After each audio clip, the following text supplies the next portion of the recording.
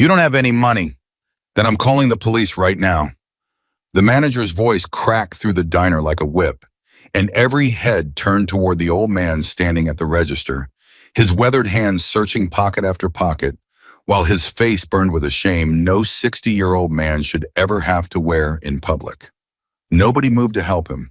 Nobody except one exhausted school teacher who had just watched a stranger's dignity get stripped away over an $11 meal. Before you find out what happened next and what happened the following morning that no one in that town will ever forget, hit subscribe, stay with me until the very end, and drop a comment telling me what city you're watching from tonight. I read every single one, and I want to know how far this story has traveled. The rain hadn't stopped for 6 hours, and Emily Brooks was beginning to think it never would. She sat in the back booth of Mabel's Diner on Route 9, the same booth she'd claimed almost every Tuesday night for the past 3 years, papers spread across the table in stacks that seemed to multiply the longer she stared at them. American History Period 4, 29 essays on the causes of the Great Depression, and every single one of them blurring together into the same tired sentences she'd read 100 times before. Her coffee had gone cold an hour ago. She drank it anyway. Lincoln Ridge wasn't the kind of town people wrote songs about. It was the kind of town people left if they could. The steel plant that used to employ half the county had shut its doors 9 years back. And since then, the place had been slowly hollowing out from the inside like a tree that still looks green from the road, but is rotten clean through at the core. The high school where Emily taught still stood still, opened its doors every morning at 7:15, but it wasn't the school it used to be. Nothing in Lincoln Ridge was what it used to be. She rubbed her eyes and picked up the next essay, and that was when she heard it, the bell over the diner door, the shuffle of boots, the particular hush that fell over a room when somebody walks in who doesn't quite belong. She looked up. He was an older man, maybe pushing 60, with a gray beard trimmed close and neat, despite the rain that had soaked through his leather vest. His arms were a canvas of faded ink decades old, the kind of tattoos that told a story if you knew how to read them. He moved slow, the way men move when their knees have paid the price for a life spent on the road, and he settled himself at the counter like a man who'd sat at 100 counters, just like it, in 100 towns just like this one. Emily went back to her essays. It wasn't her business. She got maybe 2 more papers into the stack before the manager's voice cut through the diner, sharp and ugly. Sir, I need you to check your pockets again." Emily glanced up. The manager, a thin, balding man named Dale, who ran the place like it was still 1985, and he still had customers to lose, was standing over the old biker with his arms crossed, his expression already curdled into suspicion. "I told you," the old man said, quiet, patient. "I must have left my wallet in my saddlebag. I'll go get it. Give me 2 minutes." 2 minutes. Dale's laugh had no humor in it. "You know how many times I've heard that you people come through here, order up, and then suddenly you forgot your wallet. You people," the old man repeated it slowly like he was turning the words over, checking them for a blade. "I'm calling the sheriff," Dale said, already reaching for the phone mounted behind the register. "We'll let him sort it out." The old man didn't argue. That was the strange part. Emily noticed it even through her exhaustion. He didn't raise his voice, didn't slam his fist on the counter, didn't do any of the things a man his size dressed, the way he was dressed, could have done to make grown men in that diner flinch. He just sat there, his jaw tight, his eyes fixed on some point past the counter, absorbing the humiliation like he'd absorbed it 1,000 times before, and had long ago stopped expecting anything different. $11, he said mostly to himself. $11, and you want to call the law on a man for forgetting his wallet in the rain. Dale's fingers were already dialing. Emily didn't remember standing up. She would think about that later, how her body moved before her mind had fully caught up, how something in her chest had simply refused to sit still while a stranger was treated like a criminal for the crime of being poor and tired and far from home. "I've got it." 3 words. That was all it took to stop the room. Dale looked up from the phone, his fingers still hovering over the last digit. The old man turned on his stool, and Emily felt the full weight of his eyes on her for the first time, sharp, assessing eyes, the kind that had seen enough of the world to know exactly what it cost to be kind in it. "You don't have to do that," he said. "I know I don't." Emily was already pulling the crumpled bills from her wallet, the same 20 she'd been saving for the week's groceries, the 20 that was supposed to last her until Friday. "But you're going to let me anyway." "Ma'am, I appreciate it, but..." $11, she said, cutting him off gently, setting the bill on the counter in front of Dale like it settled the matter because it did. Plus tip, he's covered. Dale stared at the money like it had personally offended him. This isn't necessary, I was handling it. You were threatening a man over a hamburger, Emily said, and something in her voice, the same voice she used on hallway fights and cafeteria shouting matches. The voice of a woman who had spent 11 years refusing to be afraid of grown men who thought volume was the same thing as power made Dale's mouth snap shut. It's handled now, ring it up. He rang it up. The old man watched the whole exchange with an expression Emily couldn't quite name. Not quite gratitude. Something heavier than that. Something closer to disbelief. You didn't have to do that, he said again once Dale had retreated to sulk behind the register. I know. Emily slid back into her booth, already gathering her papers, suddenly desperate to escape the attention of the whole diner, which had not so subtly turned to watch the scene unfold.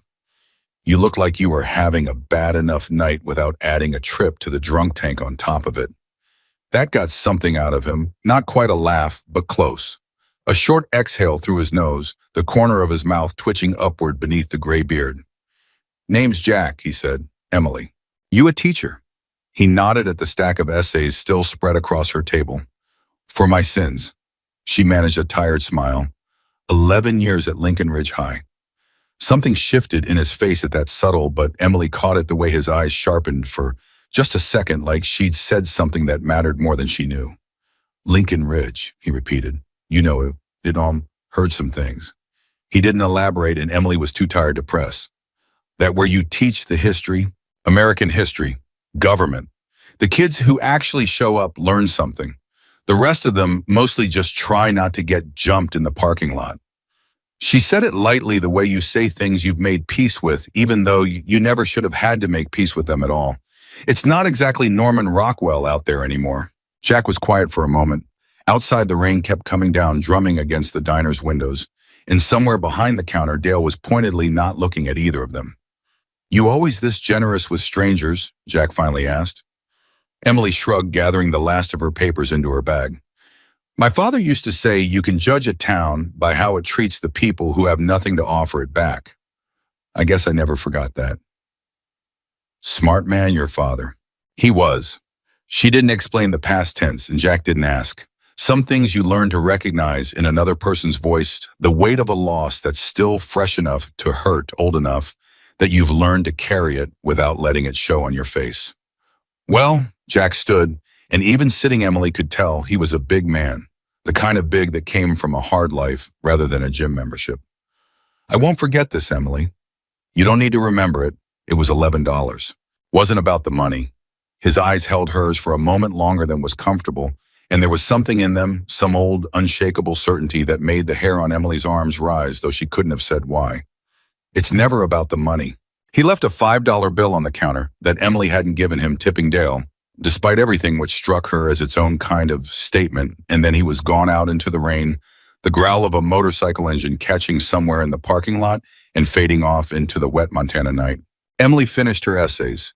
She drove home. She didn't think about Jack again. That night, not beyond the small, warm satisfaction of having done a decent thing on an otherwise miserable Tuesday, the kind of thing you do and forget because doing it wasn't about being remembered. She had no idea. She had absolutely no idea what she had just set in motion.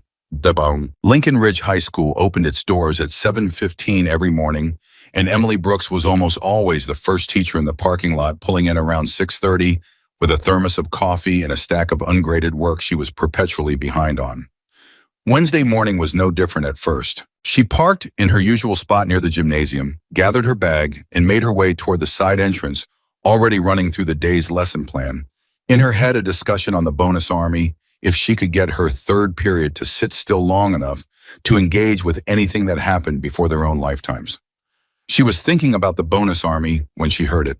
At first, it was just a sound on the edge of hearing a low rumble she registered, without really processing the kind of ambient noise a town like Lincoln Ridge produced, without meaning anything by it, trucks on the highway maybe, or the freight train that ran through twice a day. But the sound kept building, growing, multiplying into something that no longer resembled a single vehicle or two or 10. Emily stopped walking. She turned toward Route 9, the main road that ran past the school, and what she saw stole every ounce of air from her lungs. Motorcycles. Dozens of them. No more than dozens. They kept coming, an unbroken line of chrome and leather and thunder that stretched back further than she could see, engines growling in a rolling wave of sound that seemed to shake the wet morning air itself. Riders in black leather vests, patches on their backs, moving in tight, disciplined formation like an army that had been called to war. They were turning into the school. Oh my God! Emily's bag slipped from her shoulder, forgotten hitting the wet pavement with a soft thud she didn't even register. Oh my God, no. Around her, the parking lot was erupting into chaos. Other teachers who had arrived early were freezing mid-step, phones already coming out of pockets and bags, some already dialing, some already filming. A group of students who'd been waiting by the front doors for the buses to arrive scattered backwards, several of them screaming, one girl dropping her backpack entirely as she sprinted for the tree line at the edge of the property. "Lock the doors," someone was shouting. Emily thought it might have been Mr. Halloran, the ancient chemistry teacher who'd been at Lincoln Ridge since before Emily was born. "Everybody inside now, lock the doors." The motorcycles kept coming. Emily's heart was slamming against her ribs so hard it hurt. This wasn't happening. This could not be happening. Not at her school, not to her kids, not after everything Lincoln Ridge had already survived the plant, closing the gang violence creeping in over the past 3 years, like water through a cracked foundation, the slow-motion collapse of a town that had once meant something and was now barely holding on. This was supposed to be the one place where the kids were safe. The one place. She thought of Marcus Webb in her third period, the boy who'd told her last month in a voice too quiet and too calm for a 15-year-old that he didn't walk home the same way twice anymore because it wasn't safe to be predictable. She thought of the extortion rumors that had been circling for 2 years, kids paying protection out of their lunch money to older boys who'd attached themselves to something bigger, something the administration kept insisting wasn't as serious as the teachers knew it was. She thought of every single warning sign she and her colleagues had raised to a district that had responded with budget cuts instead of security, and in that frozen, terrible moment, watching what looked like an entire motorcycle gang descending on her school in broad daylight, Emily Brooks thought, this is it. This is the day it all finally breaks. Sirens were already wailing in the distance, the sheriff's department responding to what had to be a dozen frantic 911 calls in the span of 90 seconds. Emily could see students at the second-floor windows, faces pressed to the glass, some crying, some just staring in stunned disbelief. The motorcycles reached the front of the school and began to slow, then stop. Row after row after row of them, engines idling, filling the entire front parking area and spilling out along the roadside, more bikes than Emily had ever seen in one place in her life. She stood frozen in the side lot, unable to move, unable to look away, watching leather-clad riders dismount in unnervingly orderly silence, watching them form up in ranks facing the school with a discipline that felt almost military. And then she saw him. Standing at the front of the formation in the exact center, hands loose at his sides, gray beard, black vest. Jack. Emily's breath caught. It couldn't be. It absolutely could not be the same man from the diner, the quiet stranger who'd thanked her for $11 and vanished into the rain. But it was him. She'd know that face anywhere, would know it for the rest of her life after last night. And now here he was standing at the head of what looked like an army in front of her school, and every single terrified thought in Emily's mind rearranged itself into a single devastating question. What did I do? Because the only explanation that made any sense, the only thread connecting last night's small kindness to this morning's overwhelming spectacle, was that somehow impossibly she had done something to bring this down on Lincoln Ridge. She had helped the wrong man. She had paid for a meal and unknowingly opened a door to something far larger and far more dangerous than she could have imagined. The sheriff's cruisers screeched into the lot behind her, 3 of them deputies spilling out with hands on their weapons, and the morning that had started with coffee and lesson plans had become, in the space of 5 minutes, the single most terrifying moment of Emily Brooks's professional life. "Everybody get back," a deputy's voice amplified and cracking with adrenaline. "Get back from the building now." Nobody in the leather-clad formation moved. They just stood there, silent, patient, watching the school with an expression Emily couldn't read from this distance, and somewhere behind her she could hear Principal Dunmore's voice, high and panicked, shouting into a phone that this was a code red. This was a full lockdown. Someone needed to get the National Guard on standby. Emily's legs finally unfroze. She should have run inside with everyone else. She should have locked herself in a classroom and waited for the situation to resolve itself the way every training video and safety drill had taught her to. That would have been the smart thing, the safe thing, the thing that 11 years of experience and every ounce of self-preservation instinct told her to do. Instead, she started walking toward the parking lot. "Miss Brooks!" That was Halloran's voice, sharp with alarm. "Emily, what are you doing? Get back here!" She didn't stop. She could feel every eye in that parking lot turning toward her: teachers, deputies, terrified students, still peering from windows, and nearly 200 bikers standing in silent formation in front of the school. Her legs felt disconnected from her body, moving on some instinct that overrode the screaming panic in her chest. Because some part of her, some quiet, certain part, understood that whatever this was, it had started with her, and she needed to know why. She crossed the last stretch of wet pavement and stopped 10 feet from Jack. Up close in the gray morning light, he looked exactly like he had the night before. The same weathered calm, the same steady eyes, except now those eyes were fixed on her with an intensity that made her chest tighten. "Jack." Her voice came out smaller than she wanted it to. "Jack, what are you doing here?" The deputies behind her were shouting for her to move away, but she barely heard them. The whole world had narrowed down to this one man, and the question that had been screaming through her mind since the first motorcycle turned onto Route 9. Jack looked at her for a long moment, then slowly, deliberately, in a voice pitched to carry a voice, meant not just for Emily, but for every teacher, every deputy, every terrified student.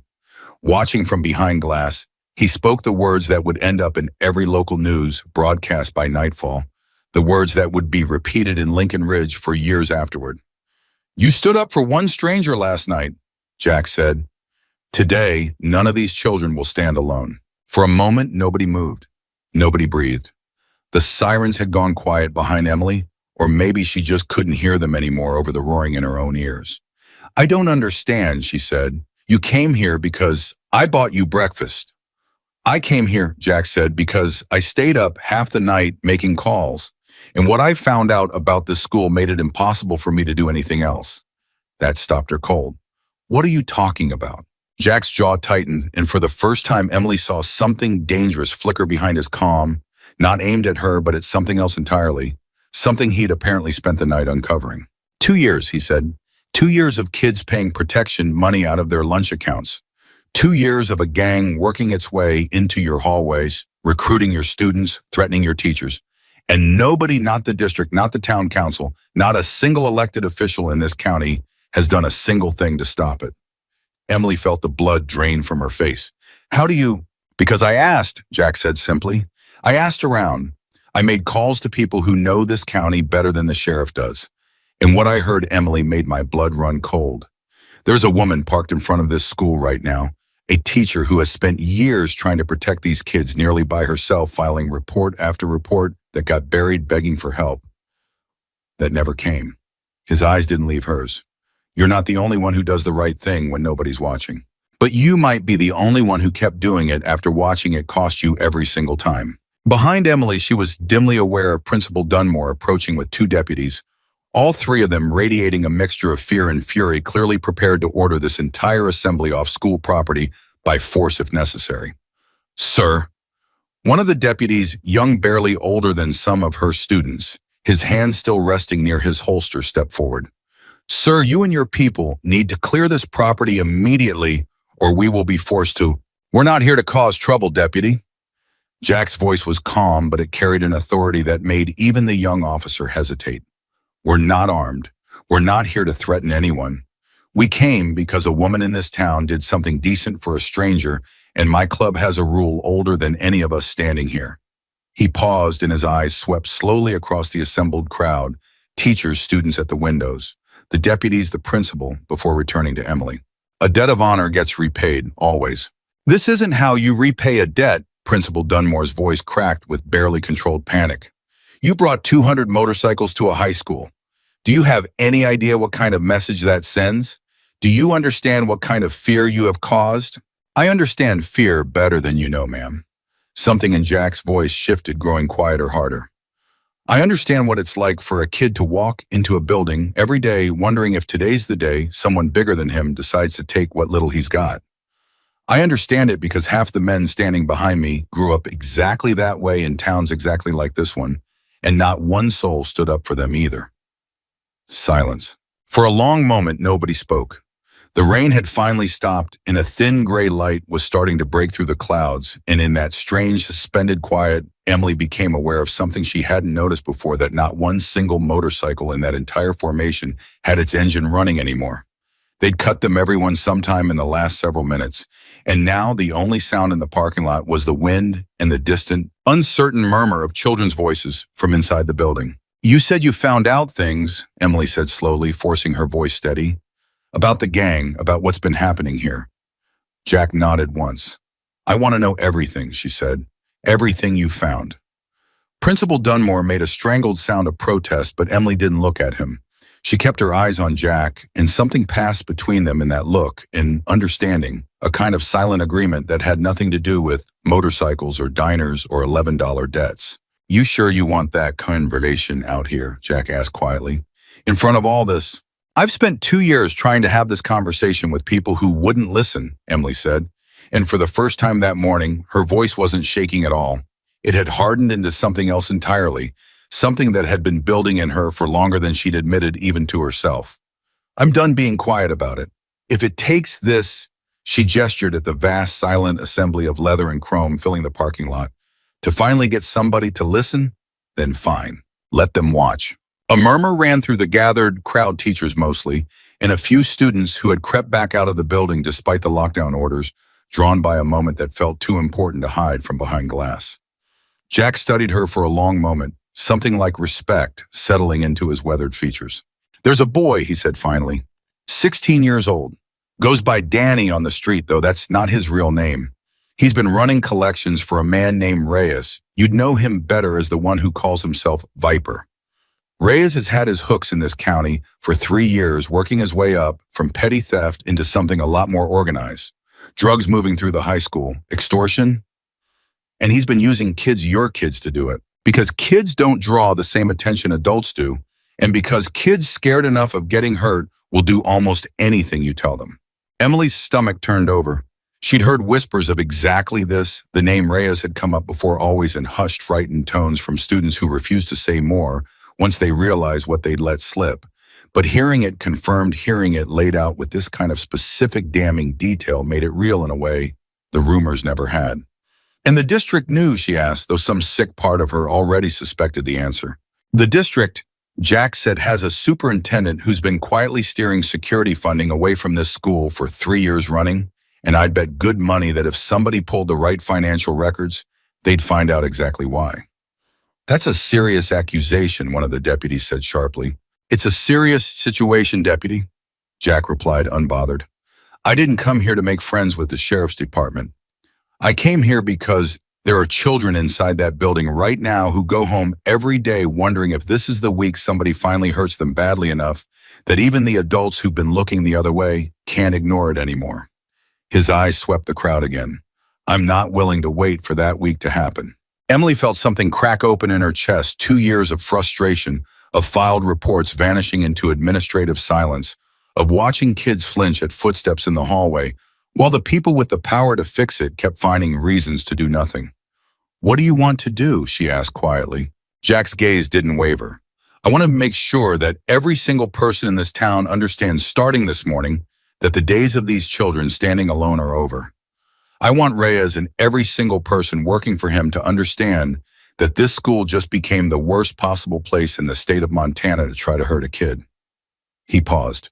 "And I want you to know, Emily, that whatever happens next, you're not doing it by yourself anymore." Behind them, the front doors of Lincoln Ridge High opened, and a cluster of students, brave or foolish, or simply too curious to stay locked away any longer, spilled out onto the front steps, staring in open-mouthed astonishment at the sea of motorcycles filling their parking lot. And somewhere in that cluster of students, though, nobody realized it yet, stood a terrified, blonde 16-year-old girl who had spent the last 8 months carrying a secret so heavy, it had been slowly crushing her, the secret about extortion, about threats, about a folder of names and numbers, she'd been forced to help keep, and watching this impossible scene unfold in front of her. Watching a small army of bikers stand silent and unmoving against the very fear that had owned her for months. Something in her began for the first time to shift, but that reckoning was still to come. For now, all Emily could do was stand in the parking lot of her own school, surrounded by police cruisers and news vans that were already screeching to a halt along Route 9, and try to comprehend how an $11 act of kindness had in less than 12 hours exploded into something that was about to change the entire town. The sheriff himself arrived 20 minutes later, a heavy-set man named Grady Watts, who had held the position for almost 15 years and had built a reputation, deserved or not, for preferring quiet over conflict. He climbed out of his cruiser with the particular weariness of a man who had clearly been dragged out of bed by a phone call he never wanted to receive, and he took one long look at the assembled bikers before turning to his deputies. "Somebody want to explain to me," he said slowly, "why there are 200 motorcycles parked in front of a high school?" "195, Jack said mildly. Sheriff Watts turned to look at him with an expression that suggested he did not appreciate the precision. "Excuse me, you said 200. It's 195. 6 chapters if you're curious." Jack's voice remained perfectly calm, perfectly reasonable, the voice of a man who had dealt with 1,000 nervous authority figures over the years and had learned exactly how to hold his ground without giving anyone a reason to escalate. "We're not here to cause a problem, Sheriff. We're here because this school and this town have a problem that's been ignored for a long time, and we intend to make sure it stops being ignored." Watts's eyes narrowed. "That a threat?" "That's an observation," Jack said. "Ask this woman here," he nodded toward Emily, "how many reports she's filed about gang activity in that building over the past 2 years. Ask her how many of those reports actually resulted in a single change to school security. Then ask yourself why it took a stranger showing up on motorcycles to get anybody with a badge to take the situation seriously." Watts turned toward Emily, and for a long moment the two of them simply looked at each other. Emily exhausted and soaked, and still trembling faintly from adrenaline, and Watts a man who had spent 15 years in a job that had slowly worn the fight out of him. "Is that true?" he asked, quieter now. "Every word." Emily's voice was steady despite everything. "I have copies of every report, Sheriff. Every email, every meeting where I was told the district didn't have the budget, or the situation wasn't as serious as I made it sound, or that I should focus on teaching and let the administration handle security." Her hands were shaking, but her voice never wavered. "I have 2 years of documentation showing exactly how badly this school has been failed. If you want to see it, I'll bring every page." Watts was quiet for a long moment. Behind him, more news vans were arriving and reporters already setting up cameras along the fence line, and somewhere in the growing crowd of onlookers, a local news helicopter had begun circling overhead, its rotor thump adding one more layer of chaos to a morning that had already spiraled far beyond anything Lincoln Ridge had seen in years. "All right," Watts said, finally rubbing a hand across his face. "Nobody's under arrest today, not unless somebody gives me a reason." His eyes moved across the silent, disciplined rows of bikers, clearly searching for that reason and clearly failing to find it. "But this can't stay here. This many people, this many vehicles, it's a liability. It's a distraction from getting these kids back into their classrooms." "We'll clear out within the hour," Jack said. "But before we do, I want 15 minutes with the principal, the school board, and anybody in this county with the authority to actually do something about what's been happening inside that building. And I want it on record in front of these cameras exactly what's been allowed to continue here while everyone looked the other way." Principal Dunmore, who had been hovering nearby throughout the entire exchange, went pale. I don't think that's an appropriate venue for," "With respect, sir," Jack cut in, and though his voice never rose, something in it made Dunmore flinch. "I don't think an appropriate venue is what's been missing here. What's been missing is somebody willing to say the truth out loud where it can't be buried in a filing cabinet." The crowd along the fence had grown thick now. Parents who'd heard the news and rushed over in a panic, only to stand frozen in confusion as they tried to understand whether this was an attack or something else entirely. Students clustered on the front steps, phones out recording everything, the story already spreading across social media faster than any local news broadcast could hope to match. And in the middle of that cluster of students, the blonde 16-year-old girl who had been carrying her secret for 8 long months stood watching Jack's unshaking calm, watching 200, 195. She corrected herself numbly, Grown men refused to be intimidated by police cruisers and news cameras, and a town's collective fear and something long buried inside her began slowly to work its way toward the surface. Her name was Katie Sullivan, and she was about to make a decision that would change everything, but not yet. For now, all eyes remained on Emily Brooks, standing in the middle of a chaos she had never asked for and never wanted, realizing with the slow, dawning horror and something that felt almost like hope, that the quiet act of kindness she'd offered a stranger the night before had cracked open a door that could no longer be closed, not for her, not for Jack, and not for a school that had been drowning in silence for far too long. 15 minutes, Sheriff Watts said, finally glancing toward the growing crowd of cameras with obvious reluctance. You get 15 minutes, and then everybody clears out and we figure out what actually happens next. Jack nodded once, then he turned to Emily, and for a moment the noise of the parking lot, the cameras, the circling helicopter, the murmuring crowd, all of it seemed to fall away. You didn't ask for any of this, he said quietly, just for her. I know that, and I'm sorry for the fear I put into you and these kids this morning. That was never the goal. Then what was, Emily asked. Jack's eyes moved past her toward the school building, toward the windows, still crowded with the faces of frightened teenagers who had spent years learning that nobody was coming to help them. Making sure they finally believed somebody would, he said. Emily didn't have an answer for that. She just stood there, soaked, exhausted.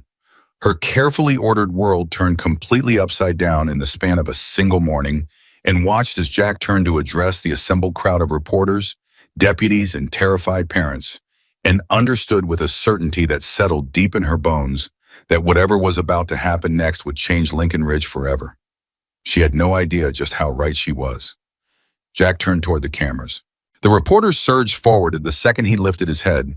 Microphones thrust out like spears, a dozen voices shouting over each other in a scramble for the first question. Jack raised one hand, and the strange thing was the crowd actually quieted. Not because he shouted, not because anyone forced them to. They quieted because a man who commanded 195 motorcycles without raising his voice had a kind of gravity to him that made people instinctively lower their own volume. I'll say this once, Jack said, and then I'd like Sheriff Watts and Principal Dunmore to walk me and this woman inside so we can talk about what happens next without an audience filming every word for the 6 o'clock news. Sir, can you confirm your name for our viewers? A reporter called out. Jack Sullivan, he said, president of the Lincoln Ridge chapter of the Hells Angels Motorcycle Club. 31 years a member, and before anybody prints a headline calling this a gang descending on a school, I'd ask you to look at the parking lot behind me and tell me how many broken windows you see, how many fights, how many threats made against a single student or teacher standing in here. Silence, because there weren't any. We came because a woman in this town did something decent for a stranger, Jack continued, and in the process of thanking her, we found out this school has been failed for years by the people who were supposed to protect it. That's the story, not us, them. He pointed, and every camera swiveled to follow his finger toward the school building toward Principal Dunmore, who visibly flinched at being singled out in front of a dozen lenses. Now, if you'll excuse us, Jack said, we have some things to discuss. He turned and walked toward the front doors without waiting for permission, and the strange part was that nobody stopped him. Not Watts, not his deputies, not Dunmore. They just fell in step behind him, and Emily found herself walking alongside a man she'd known for less than 24 hours into a building that suddenly felt like it belonged to somebody else entirely. The conference room next to the principal's office wasn't built for this. It had 8 chairs around a scuffed table, a whiteboard with last month's budget notes still half erased in the corner, and a window that looked out over the parking lot where 195 bikers stood in perfect patient silence waiting. Dunmore closed the door like it might somehow protect him from what was about to happen inside. Mr. Sullivan, he started, I want to be very clear that this club's presence here today constitutes an enormous liability for this district, and I intend to... Mr. Dunmore. Jack's voice was quiet, but it cut through the principal's sentence like a blade. How many reports has Ms. Brooks filed with your office regarding gang activity inside this school? Dunmore's mouth opened, closed. I asked you a number, Jack said. I don't have that information memorized. 14, Emily said. Her voice was flat-tired, done pretending this was complicated. 14 written reports in the last 2 years. I have copies of every single one on a flash drive in my desk right now, if you'd like to see them. Dunmore's face had gone the color of old paper. Emily, this isn't the appropriate. You keep saying that word, Emily said. Appropriate. It wasn't appropriate to bring this up at faculty meetings.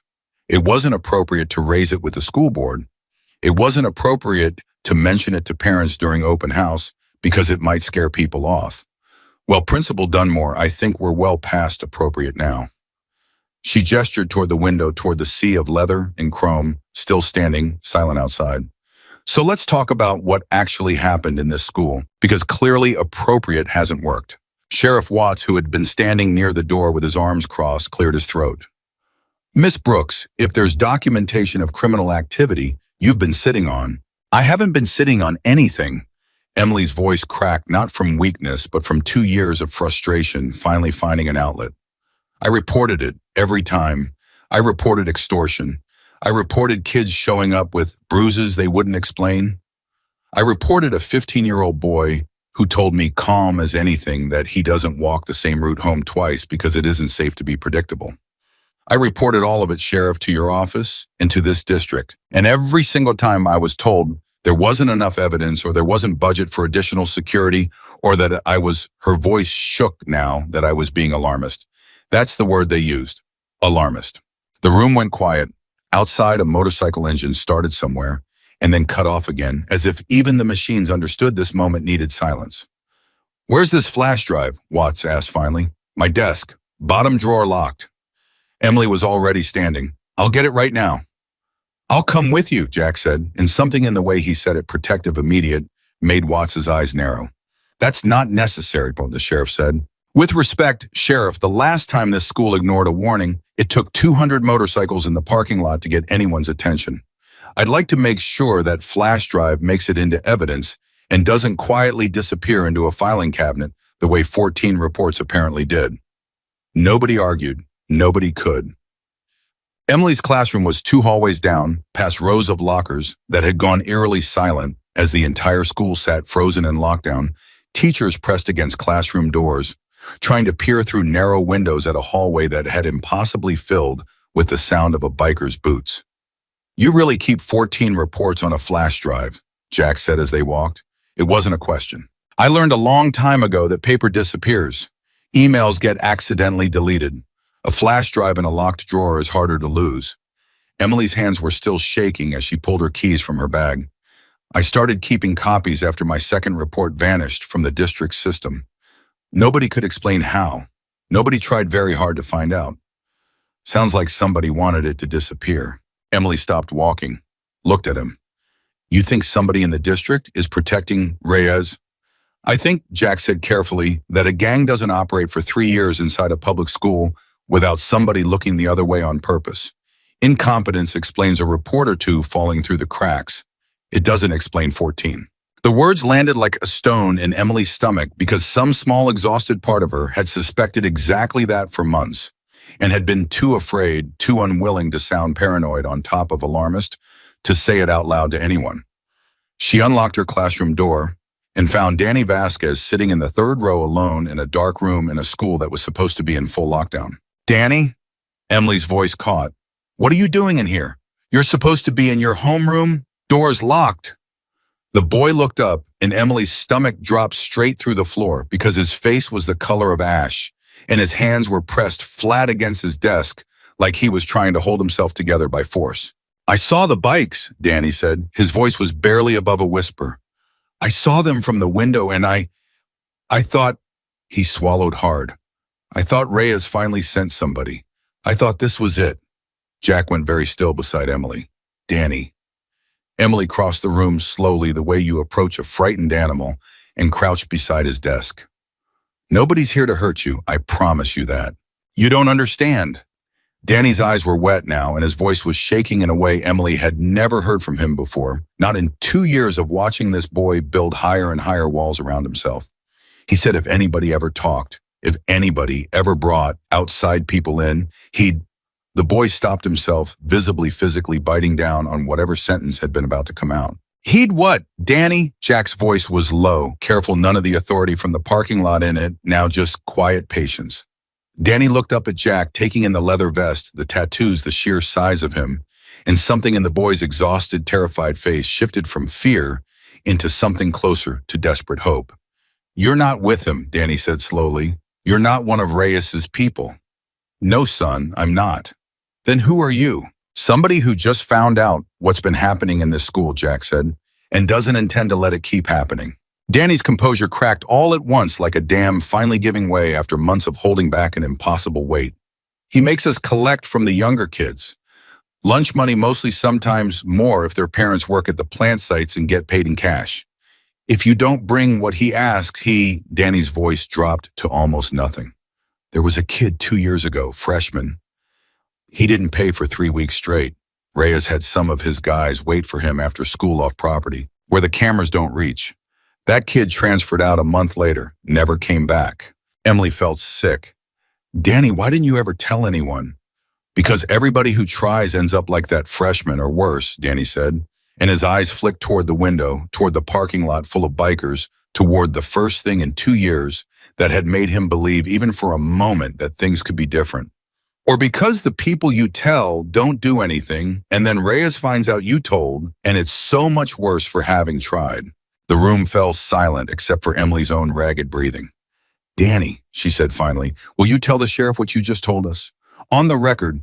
The boy's face went white with fear. "If I do that, Reyes will." "He won't touch you," Jack said, and there was something in his voice now that hadn't been there a moment ago. Something hard, immovable, absolute. "I give you my word. As long as there's a single member of this club still breathing in this county, nobody touches a kid who has the courage to tell the truth."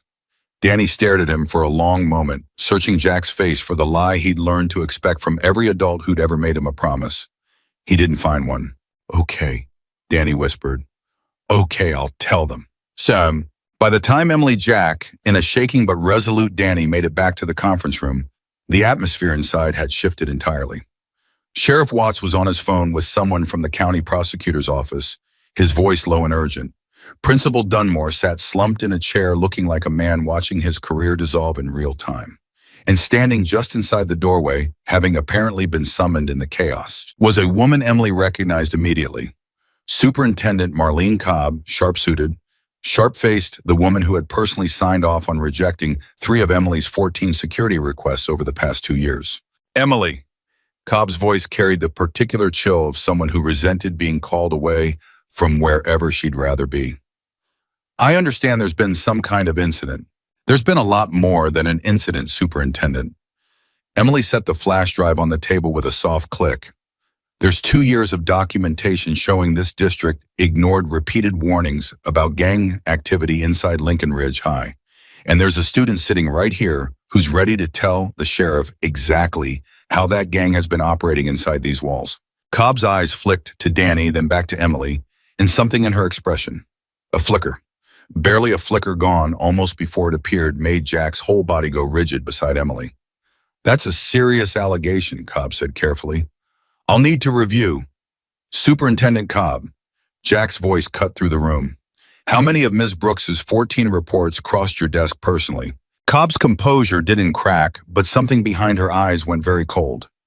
"I'm not sure that's relevant to—" "It's entirely relevant," Jack said, "because I made some calls last night before I ever brought a single motorcycle to this school.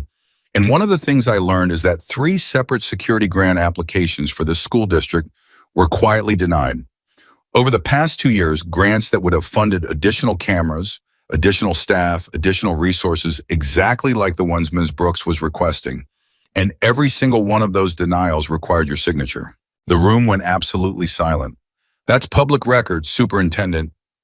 Jack continued, quieter now, deadlier for the quiet, available to anyone who knows where to look. "I'd be curious to know why a district superintendent would turn down free security funding for a school she knew because she had 14 written reports telling her was actively dealing with organized gang activity." Cobb's face had gone rigid. "I don't appreciate the implication, Mr. Sullivan." "I haven't made an implication yet," Jack said. "I've stated facts. The implication is still forming, and whether it turns out to be incompetence or something worse is entirely up to what the sheriff finds when he starts pulling those financial records." Sheriff Watts had lowered his phone entirely, now staring at Cobb, with an expression that had shifted in the space of 30 seconds from professional weariness into something considerably sharper. "Marlene," he said slowly, "is there something you want to tell me before I make this call official? I don't know what you're insinuating, Grady, but I have served this district for 11 years, and I will not stand here and be accused of—" "Nobody's accusing you of anything yet." Watts's voice had gone flat. Cop, flat, the voice Emily imagined he used in interrogation rooms. "I'm asking you a question. Why did you deny 3 security grants for a school with documented gang activity?" Cobb's mouth opened, closed, and in that half second of hesitation in the way her eyes darted just once, just barely toward the door, toward an exit that wasn't coming, Emily understood with sudden sickening clarity that Jack's suspicion hadn't been a guess at all. "I want my attorney present before I answer any further questions," Cobb said finally, her voice tight and controlled in a way that fooled absolutely no one in that room. "That's your right," Watts said, "but I'll tell you right now, Marlene, that's not the answer of an innocent woman." Outside, the news had already found the story's next angle before anyone inside the conference room had finished processing what had just happened. A reporter for the Billings affiliate, working a source inside the sheriff's department, who texted her the moment Cobb requested an attorney, was already live on air, breathlessly reporting that the biker standoff at Lincoln Ridge High had exploded into what now appeared to be a district corruption scandal.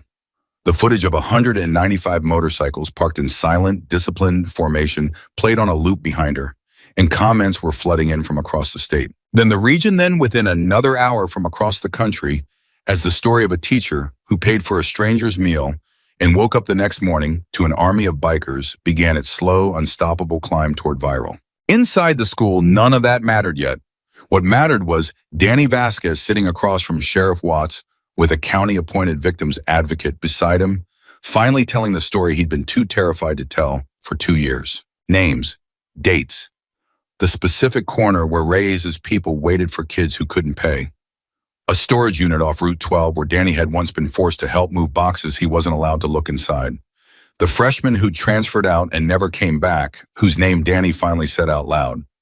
Tyler Briggs, a name that made Sheriff Watts's face go pale because Tyler Briggs's family had reported him as a runaway 18 months ago, and the case had gone cold, and nobody, not once, had connected it to gang activity inside Lincoln Ridge High. "You're telling me," Watts said slowly, "that a kid who's currently listed in my department's system as a runaway might actually be connected to Reyes' operation?"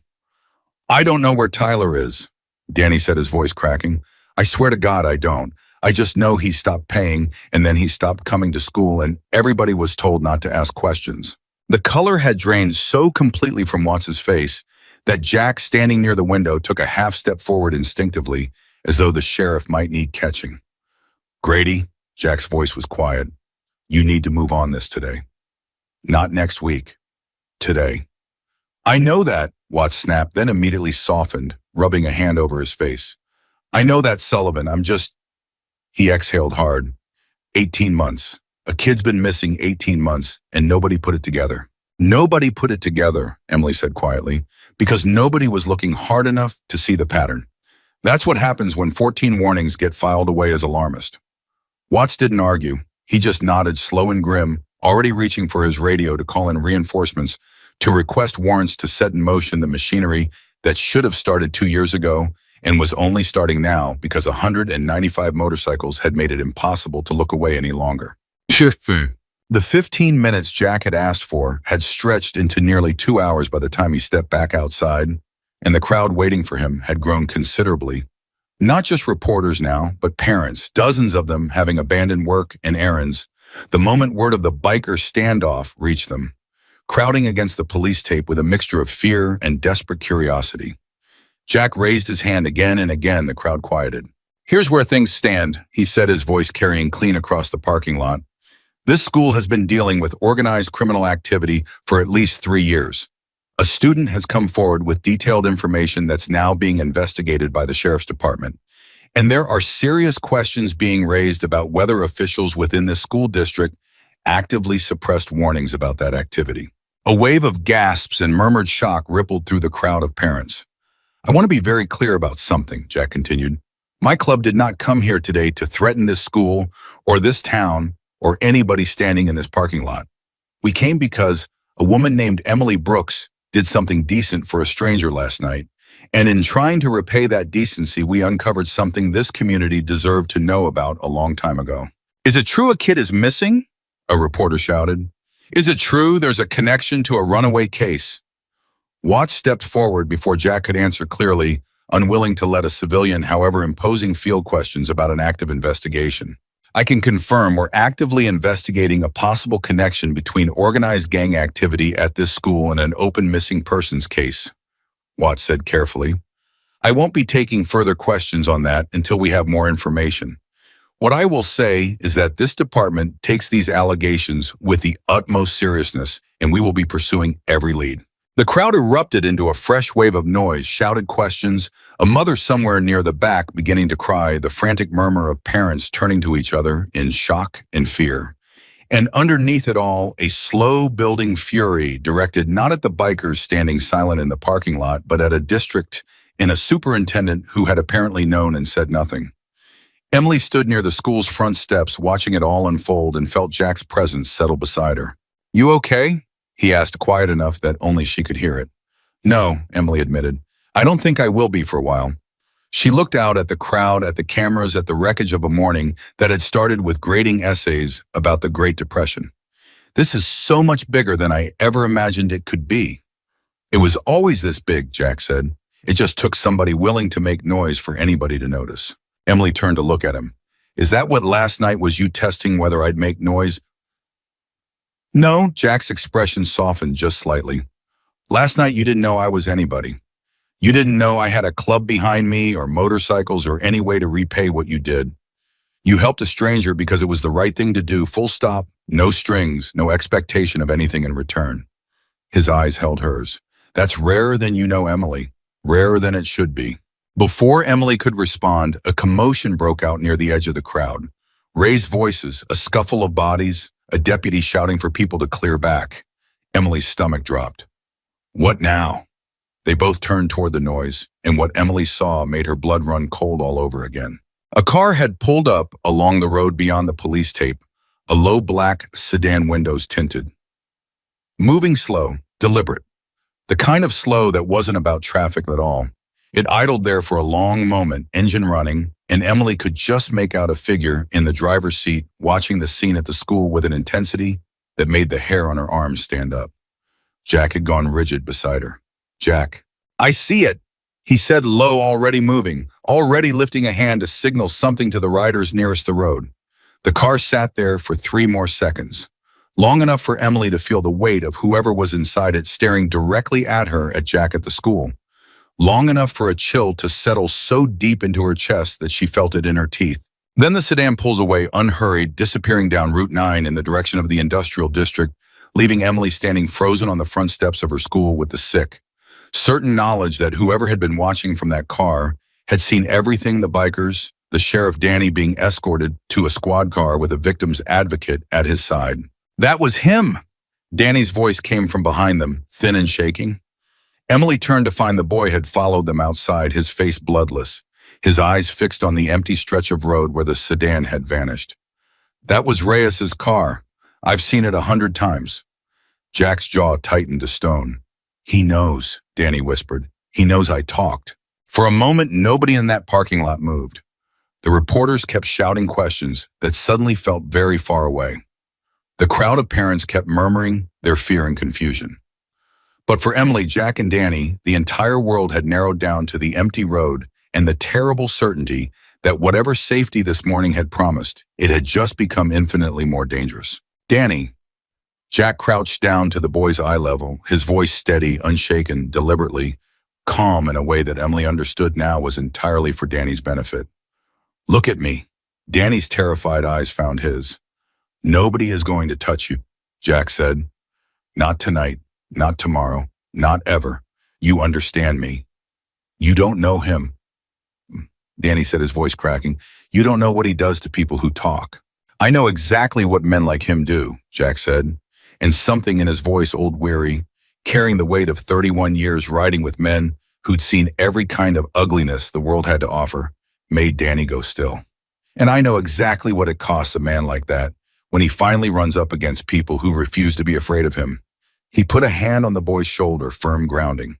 You did something today that took more courage than most grown men manage in their whole lives. I am not going to let anything happen to you because of it. That's not a promise I'm making lightly, son. That's a promise from 195 men who don't break their word. Danny's chin trembled, but he nodded, and something in his shoulders, some fraction of the 2 years of terror he'd been carrying, seemed to loosen just slightly under the weight of Jack's certainty. Watts, who had watched the exchange with the black sedan, and Jack's response to it with sharp, calculating eyes, stepped closer. That car, he said. You'll recognize it. Never seen it before in my life, Jack said, straightening. But I'd bet my club's colors that whoever was driving it just watched their entire operation start coming apart in real time. His eyes were hard now, dangerous in a way Emily hadn't seen from him yet. Which means we don't have the luxury of a slow investigation anymore, Sheriff. A man like that backed into a corner doesn't wait around to see what happens next. He acts, fast and usually ugly. Watts's face had gone grim. You're saying he might come after the boy? I'm saying, Jack said, that a man who's already made one kid disappear for talking less than Danny just did isn't going to sit quietly while his whole operation collapses around him. I'm saying we need protection on this boy tonight, not next week when the paperwork clears. Watts didn't argue. He was already reaching for his radio, already calling for a patrol car to be stationed at Danny's address, his voice tight with an urgency that hadn't been there 20 minutes earlier. But Emily, standing there in the aftermath of it all, felt something else creeping up beneath the fear, a cold, sinking realization that settled into her stomach like a stone. Katie Sullivan was still standing at the edge of the crowd of students, close enough to have heard every word about Danny, about Reyes, about the black sedan idling on the road. And Emily watched the girl's face go, the color of chalk, watched her hands begin to shake at her sides, watched her take one step backward, then another, as though the ground beneath her had suddenly become unstable. Because Katie knew something too. Emily could see it now, plain as day, in the way the girl's whole body had gone rigid at the mention of Reyes's name. Katie wasn't just a frightened bystander watching the chaos unfold. She was involved. Somehow, some way, she was already tangled up in exactly the same nightmare Danny had just started pulling himself free of. And as the black sedan's engine faded into the distance, as Sheriff Watts barked orders into his radio, as Jack stood sentinel beside a trembling 16-year-old boy who had just risked everything to tell the truth, Emily Brooks understood with sudden terrible clarity that the story that had started with an $11 diner bill was only beginning to reveal how deep and how dangerous it truly ran. She turned to find Katie's eyes across the chaos of the parking lot. The girl held her gaze for one long, breaking moment. Then she turned and disappeared back into the crowd of students being herded toward the buses. And Emily was left standing there, heart hammering, absolutely certain that whatever Katie Sullivan knew, she was too terrified to say it yet. And that time, given what had just happened with that black sedan, was the one thing none of them had left to spare. Katie Sullivan didn't make it onto the bus. She got as far as the third row of students being herded toward the yellow line of waiting buses when her legs simply stopped obeying her, and she found herself standing frozen on the sidewalk while the crowd moved around her like water around a stone. Other students glancing at her strangely, a teacher's aide calling her name twice before giving up and moving on to corral someone else. She was thinking about the folder. The folder was real. It existed. It sat right now inside a shoebox at the back of her closet underneath a pile of old cheerleading uniforms nobody would ever think to look through. And it contained 11 months of names, dates, dollar amounts, every single collection. Reyes had forced her to help track since the night he'd caught her stepdad skimming from a delivery job and decided the debt would transfer to her instead. Nobody knew about this folder. Not her mother, who worked 2 jobs and came home too exhausted to notice her daughter flinching at every text notification. Not her friends, who thought Katie had simply gotten quiet and moody the way teenage girls sometimes did. Not a single teacher, not even Emily Brooks, who Katie liked more than she'd ever admitted to anyone, who always seemed like she actually saw the kids in her classroom instead of just processing them. Katie had watched the whole morning unfold from behind the safety of a crowd, and something about Danny Vasquez, walking toward that squad car with his shoulders straight, terrified but upright, had cracked something open inside her that she'd spent 8 months keeping welded shut. If Danny could do it, if a boy who'd been running collections for 2 solid years, a boy who'd seen exactly what happened to people who crossed Reyes, could find the courage to sit down with the sheriff and and say the truth out loud, then maybe. Maybe. Katie, she spun so fast she nearly lost her footing. Emily Brooks was standing 3 feet away, her face still pale from everything that had happened, but her eyes soft, careful the way they always were when she talked to a kid who looked like they might bolt. Miss Brooks, Katie's voice came out smaller than she meant it to. I need to catch my bus. You don't look like someone trying to catch a bus, Emily said gently. You look like someone who's been standing in the same spot for 2 minutes. Katie's eyes darted past Emily toward Jack, toward the sheriff's deputies, still swarming near the front entrance, toward the empty stretch of road where the black sedan had disappeared. Her hands had curled into fists at her sides, and Emily could see, even from a few feet away, that the girl was trembling. Katie. Emily kept her voice low, gentle, the same voice she'd used talking a panicked student down from a hallway meltdown. Whatever it is, you can tell me. I promise you, whatever it is, I will not let anything happen to you. You don't know that, Katie's voice cracked. You don't know what he's capable of. I'm starting to get a pretty clear picture, Emily said quietly. And I know that boy who just walked into that squad car is more protected right now than he's been in 2 years, because a man with 195 motorcycles behind him gave his word nothing would happen to him. That same promise applies to you if you need it. Katie's face crumpled. It happened fast, the wall she'd spent 8 months building, cracking straight down the middle.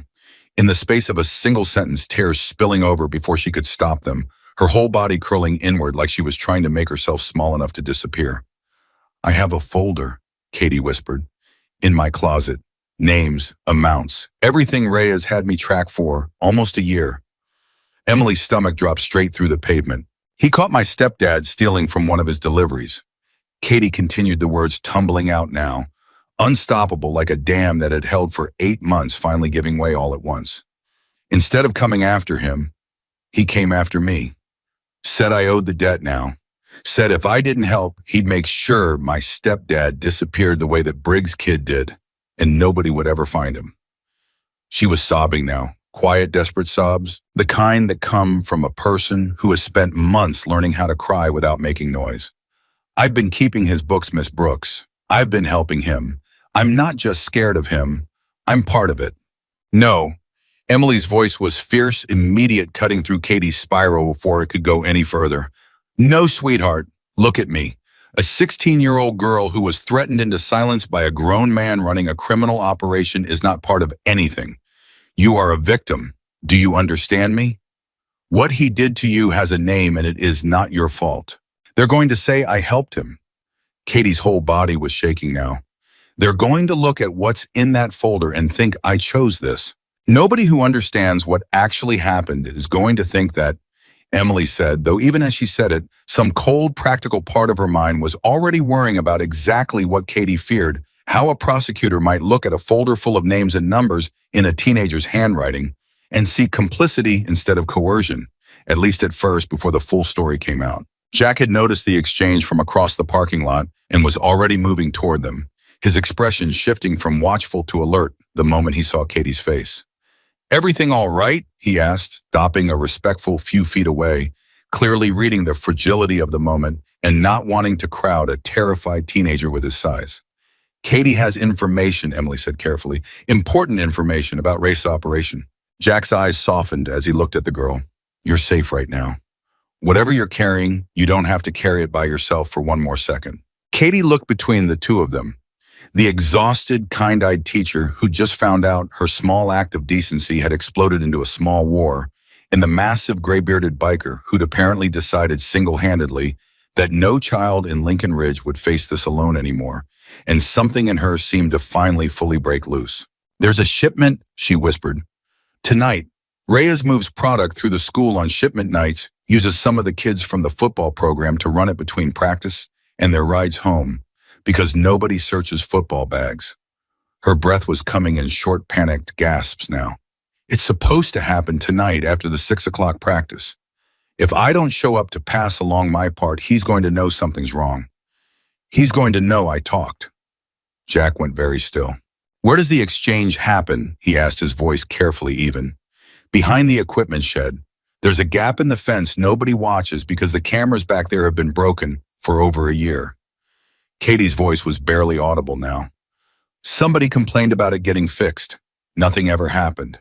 Emily felt something cold settle over her, the pieces sliding into place with a horror that made her physically nauseous. Broken cameras, denied security grants, a superintendent who'd requested a lawyer the moment anyone asked pointed questions. This wasn't incompetence stacked on incompetence. This was a machine built carefully, deliberately over years, and Reyes had been allowed to run it because someone with real power inside that district had made sure the gaps stayed open. Sheriff Watts needs to hear this right now, Emily said. No? Katie's hand shot out, grabbing Emily's wrist with a desperation that startled her. If the sheriff moves too fast, if there's any sign of police at that shed tonight, Reyes will know somebody talked, and it won't just be me he comes after.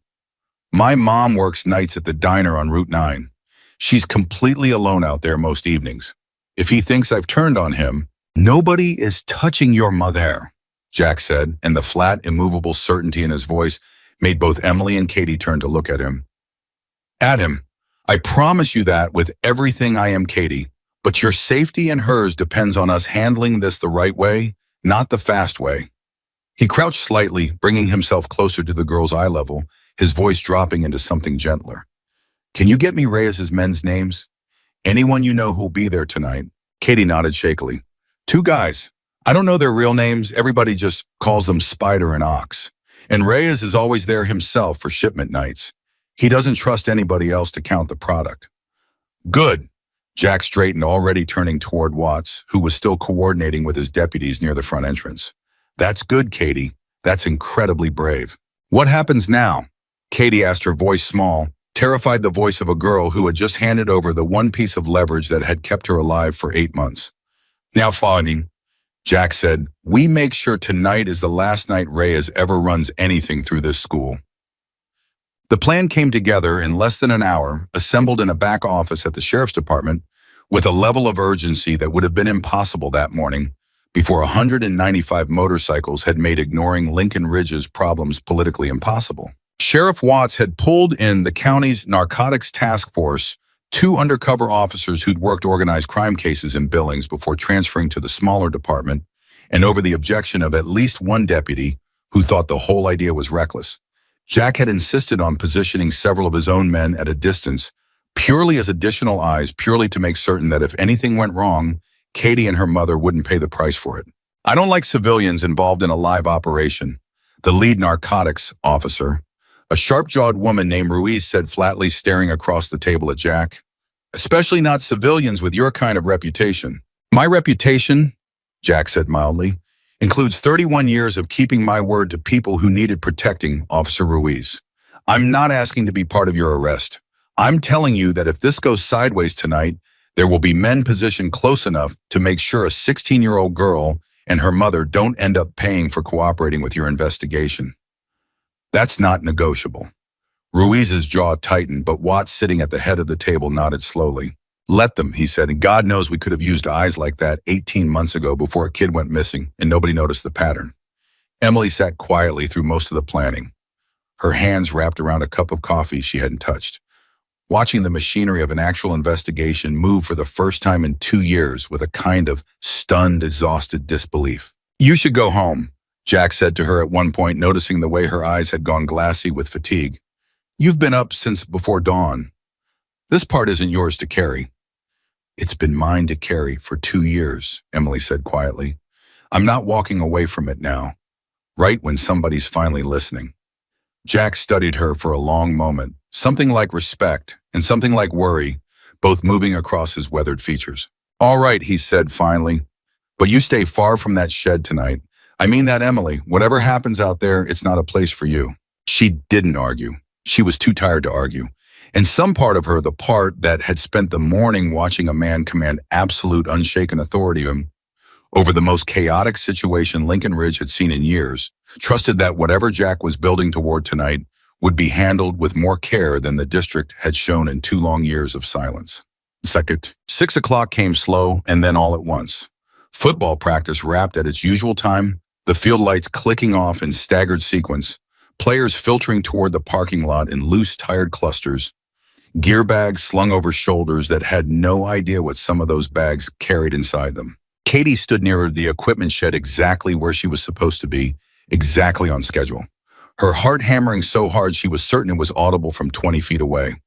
She'd been fitted with a small recording device tucked into the collar of her jacket, Ruiz's steady voice in her ear through a nearly invisible earpiece, reminding her one last time that she didn't have to go through with this, that they could pull the plug right now if she needed to.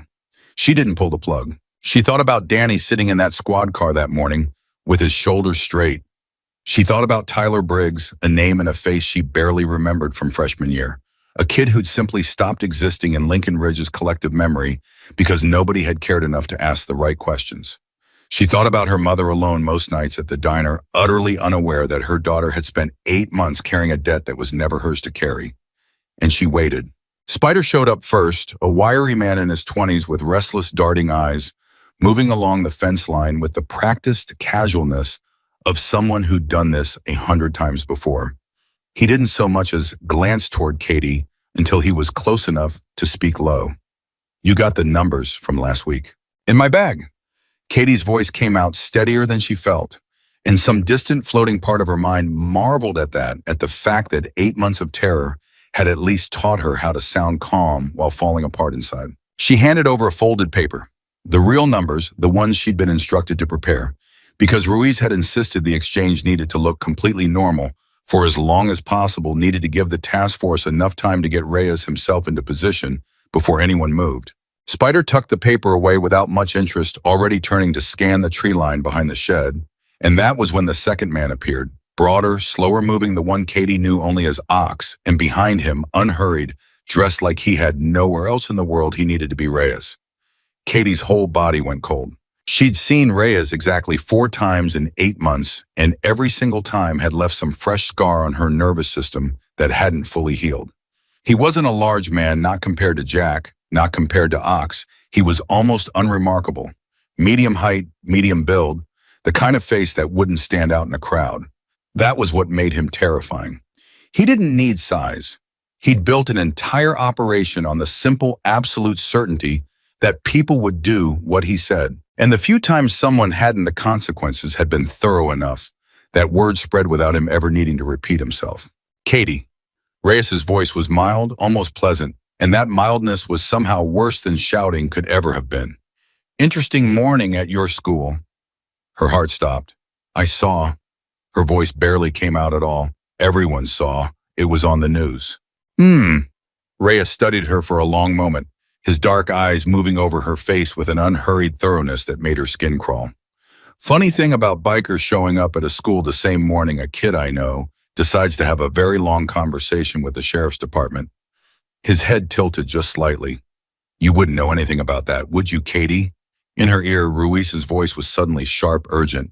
"Stay calm. We're moving. Just stay calm." "I don't know what you're talking about," Katie managed. "I don't even know Danny that well."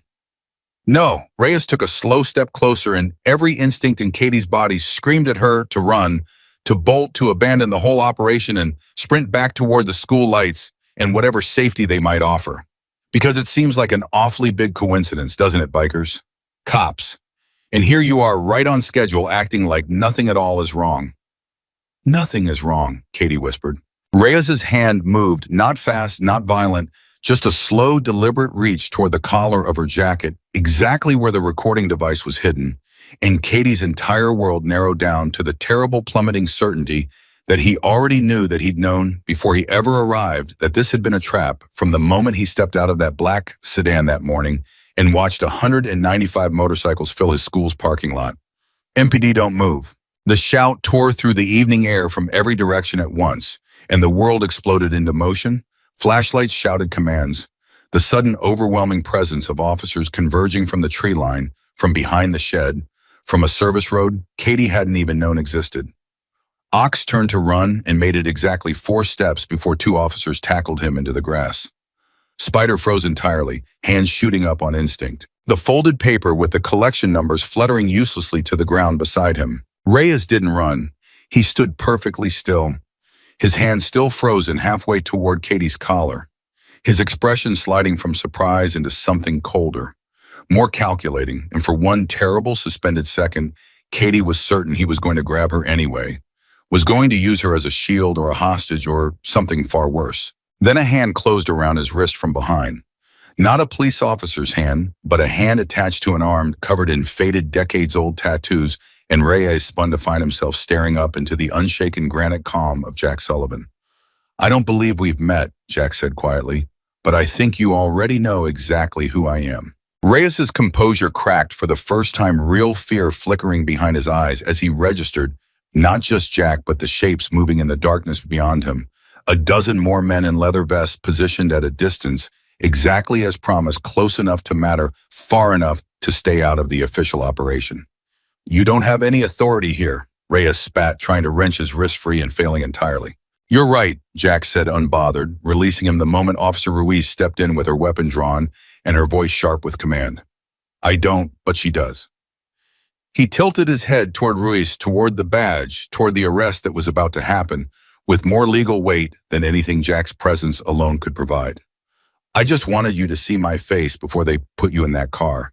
I wanted you to understand real clear that whatever protection you thought you had in this town, whatever fear you built this operation on, it's over. Every kid you ever threatened is about to sleep easier tonight than they have in years." "Hands behind your back," Ruiz snapped, and Reyes, seeing the impossibility of the situation closing in from every direction, finally complied, his jaw taut with a fury that had nowhere left to go. Katie stood frozen through the entire arrest, her whole body shaking, watching the man who had owned 8 months of her life get pressed face first against the equipment shed and cuffed by officers who, until this morning, had never so much as looked hard enough to see him. "Katie." Ruiz appeared at her side the moment Reyes was secured, her voice softening entirely from the sharp command tone of 30 seconds earlier. "You did incredibly well. It's over. You're safe." Katie's legs gave out. She didn't fall. Jack was there fast enough to catch her, one steady arm bracing her before she hit the ground, and she found herself sobbing into the leather of his vest. 8 months of terror, finally breaking loose in a flood. She couldn't have stopped if she'd tried. "You did it," Jack said quietly, his voice rough with something that sounded almost like pride. "You hear me? You did it." Ugh. Word of the arrest reached Emily before official confirmation did, in the form of a text from Sheriff Watts himself, 3 words that made her sink into her kitchen chair with a relief so overwhelming it left her shaking Reyes in custody. She called Jack the moment the text came through, her hands trembling too hard to type properly. "Is it true?" she asked the second he picked up. "Is he really?" "He's in custody," Jack confirmed, and Emily could hear the exhaustion and satisfaction warring in his voice. "Along with 2 of his men. Katie's safe. Her mother's being brought in for protective services tonight. Just as a precaution, though I don't think Reyes is running anything from a jail cell." Emily's breath came out in a long, shuddering exhale. "It's really over." "Tonight's part is over," Jack said carefully. "But you should know there's more coming. What Katie handed over, what Danny confirmed, it's going to take this thing well beyond Reyes himself. There's a paper trail now, Emily. Financial records. And I'd bet good money it leads somewhere inside that school district's front office." Emily thought of Superintendent Cobb's face when she'd requested her attorney, the way her eyes had darted toward the door like a trapped animal looking for an exit that didn't exist. "Cobb," Emily said quietly. "We'll see," Jack said. "But I wouldn't count on tonight being the last surprise this town has coming." He was right. The story broke nationally by morning. What had started as local news footage of motorcycles descending on a rural Montana high school had in the space of 24 hours transformed into a story that cable news couldn't get enough of: a teacher's small act of kindness, an outlaw motorcycle club's unshakable code of honor, a corrupt school official facing indictment, a drug operation dismantled, a missing teenager's case, suddenly reopened with real leads for the first time in 18 months. Emily's phone hadn't stopped buzzing since sunrise. Reporters, curious former students, even a producer from a national morning show, requesting an interview she had absolutely no intention of granting. She sat at her kitchen table, staring at the growing pile of notifications, feeling like a stranger in her own suddenly very public life. A knock at her door pulled her from the spiral. She opened it to find Jack standing on her porch, looking somehow both exhausted and entirely unbothered by the media storm that had engulfed both their lives overnight. "You look like you haven't slept," he said. "I could say the same about you." "Fair," he offered a tired half-smile. "Mind if I come in? There's something you should hear before it hits the news." Emily's stomach tightened as she stepped aside to let him through. What now? Jack settled into a kitchen chair, his large frame looking almost comically out of place in her small, cluttered kitchen, and for a moment he simply sat there gathering his words in a way that made Emily's dread build with every passing second. The financial records the prosecutor's office pulled overnight, he said finally. They don't just implicate Cobb in denying security grants. What else did they find? Jack's eyes met hers, steady, serious, carrying the weight of something he clearly wasn't looking forward to saying. There's a payment trail, he said. Wire transfers going back almost 3 years from an account connected to Reyes's operation into a personal account belonging to Marlene Cobb. Regular payments, Emily, monthly like clockwork. He paused. She wasn't just failing to protect this school by accident. She was being paid to look the other way. Emily felt the floor tilt beneath her. 2 years. 2 years of 14 ignored reports of a superintendent looking her dead in the eye across conference tables and telling her the district simply didn't have the resources, the budget, the justification to act on her concerns. And the entire time Marlene Cobb had been quietly profiting from the exact danger Emily had been begging someone to address. She was being bribed, Emily said slowly, the words tasting like poison in her mouth. This whole time, every single report I filed, every meeting where she told me I was overreacting, she knew. She knew the entire time, and she was being paid to make sure nothing changed. That's what the evidence shows, Jack confirmed quietly. The county prosecutor is preparing formal charges.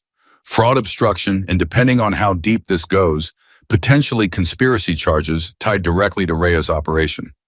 Emily sat down hard across from him, her hands pressed flat against the table to stop them from shaking. How many kids, she whispered, got hurt because of decisions she made? How many years did this go on because somebody at the very top of this district was being paid to make sure nobody looked too closely? Jack didn't have an answer for that. Nobody did, not yet. Not until the investigation dug all the way down to whatever bottom this thing actually had. There's something else, Jack said carefully, and Emily's head snapped up at the tone in his voice, the particular gentleness that told her whatever was coming next was going to hurt. Tell me. Danny gave a fuller statement overnight, Jack said, about Tyler Briggs, about what he thinks actually happened to that boy 18 months ago. He held her gaze steady, bracing her for what was coming. The sheriff's department found something this morning, Emily, out at that storage unit off Route 12. Something that's going to change the tone of this whole investigation. Emily's breath caught in her throat, dread pooling cold and heavy in her stomach. What did they find? Jack's jaw tightened. They're not releasing details yet, he said. But Watts called me himself an hour ago, and I could hear it in his voice, Emily. This isn't going to end with an arrest and a headline. He reached across the table, his weathered hand covering hers, steady and grounding against the tremor that had started in her fingers. Whatever happens next, you're not facing it alone. None of you are. Not you, not Danny, not Katie. I meant what I said in that parking lot, and I intend to keep meaning it for as long as this town needs us to. Emily looked down at his hand covering hers, at the faded ink along his forearm, at a man who had walked into her life over an $11 diner bill and in less than 48 hours upended everything she thought she understood about her own quiet, struggling town. What do we do now? She asked quietly. Jack's eyes held hers steady and unwavering, carrying the weight of a promise that had already reshaped an entire community in less than 2 days. Now, he said, we wait for the sheriff's call, and we get ready for whatever comes next together.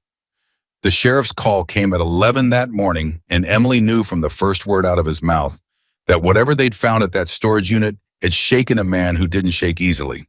I need you and Sullivan down here, Watts said, his voice tight and clipped in a way she'd never heard from him. Both of you. Now. Sheriff, what did you find? Not on the phone. A pause heavy enough that Emily could hear him breathing on the other end. Just get here, Emily. She and Jack rode together in his truck. He'd apparently decided the motorcycle wasn't appropriate for whatever they were about to walk into, and the silence between them on the drive to the sheriff's department carried a weight neither of them tried to fill with small talk. Emily stared out the window at Lincoln Ridge, sliding past the same tired storefronts and cracked sidewalks she'd driven past 1,000 times, and found herself wondering how a town could look so unchanged on the outside while everything underneath it had just been torn open. Watts met them at his door himself, which was unusual enough that Emily's stomach tightened further. He led them back to his office, without a word closed the door and gestured for them to sit. Tyler Briggs, he said finally, is alive. The words hit Emily like a physical blow. Live, Sheriff, that's wonderful, Let me finish. Watts's face was grim in a way that told her the sentence wasn't finished, that there was more coming and none of it was going to be as simple as relief. We found him this morning at a property connected to one of Rhea's associates 2 counties over. He's alive, he's malnourished, he's traumatized, and according to the paramedics who got to him first, he's been held against his will for the better part of 18 months. Watts's jaw tightened, used as leverage, near as we can tell, to keep his family compliant and quiet after they threatened to go to the police a second time. Emily's hand flew to her mouth. Beside her, Jack had gone completely still, the particular stillness of a man holding back a fury too large to let loose in a sheriff's office. 18 months, Jack said quietly.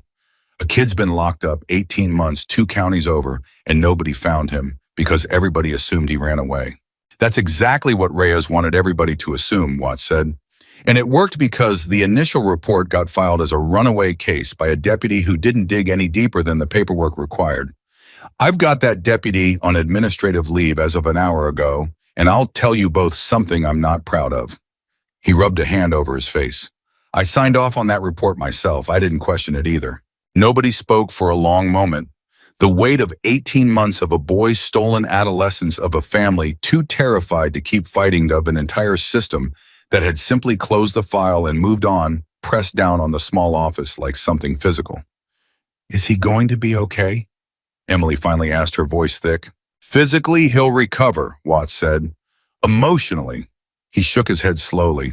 That's going to take a lot longer. He's at the hospital in Billings now with his family. First time they've seen him in a year and a half. Emily thought of Danny sitting in her darkened classroom the day before saying Tyler's name like it was something forbidden. She thought of every report she'd filed, every warning she'd raised, and the sick spiraling thought that if anyone had listened even 6 months earlier, Tyler might have gotten those months of his life back. There's more, Watts said, and something in his tone made both Emily and Jack brace themselves. Cobb's financial records led us somewhere we didn't expect. The payments weren't just about looking the other way on security funding. He slid a folder across the desk. She was helping Reyes place at-risk kids into positions where they'd be easy to control.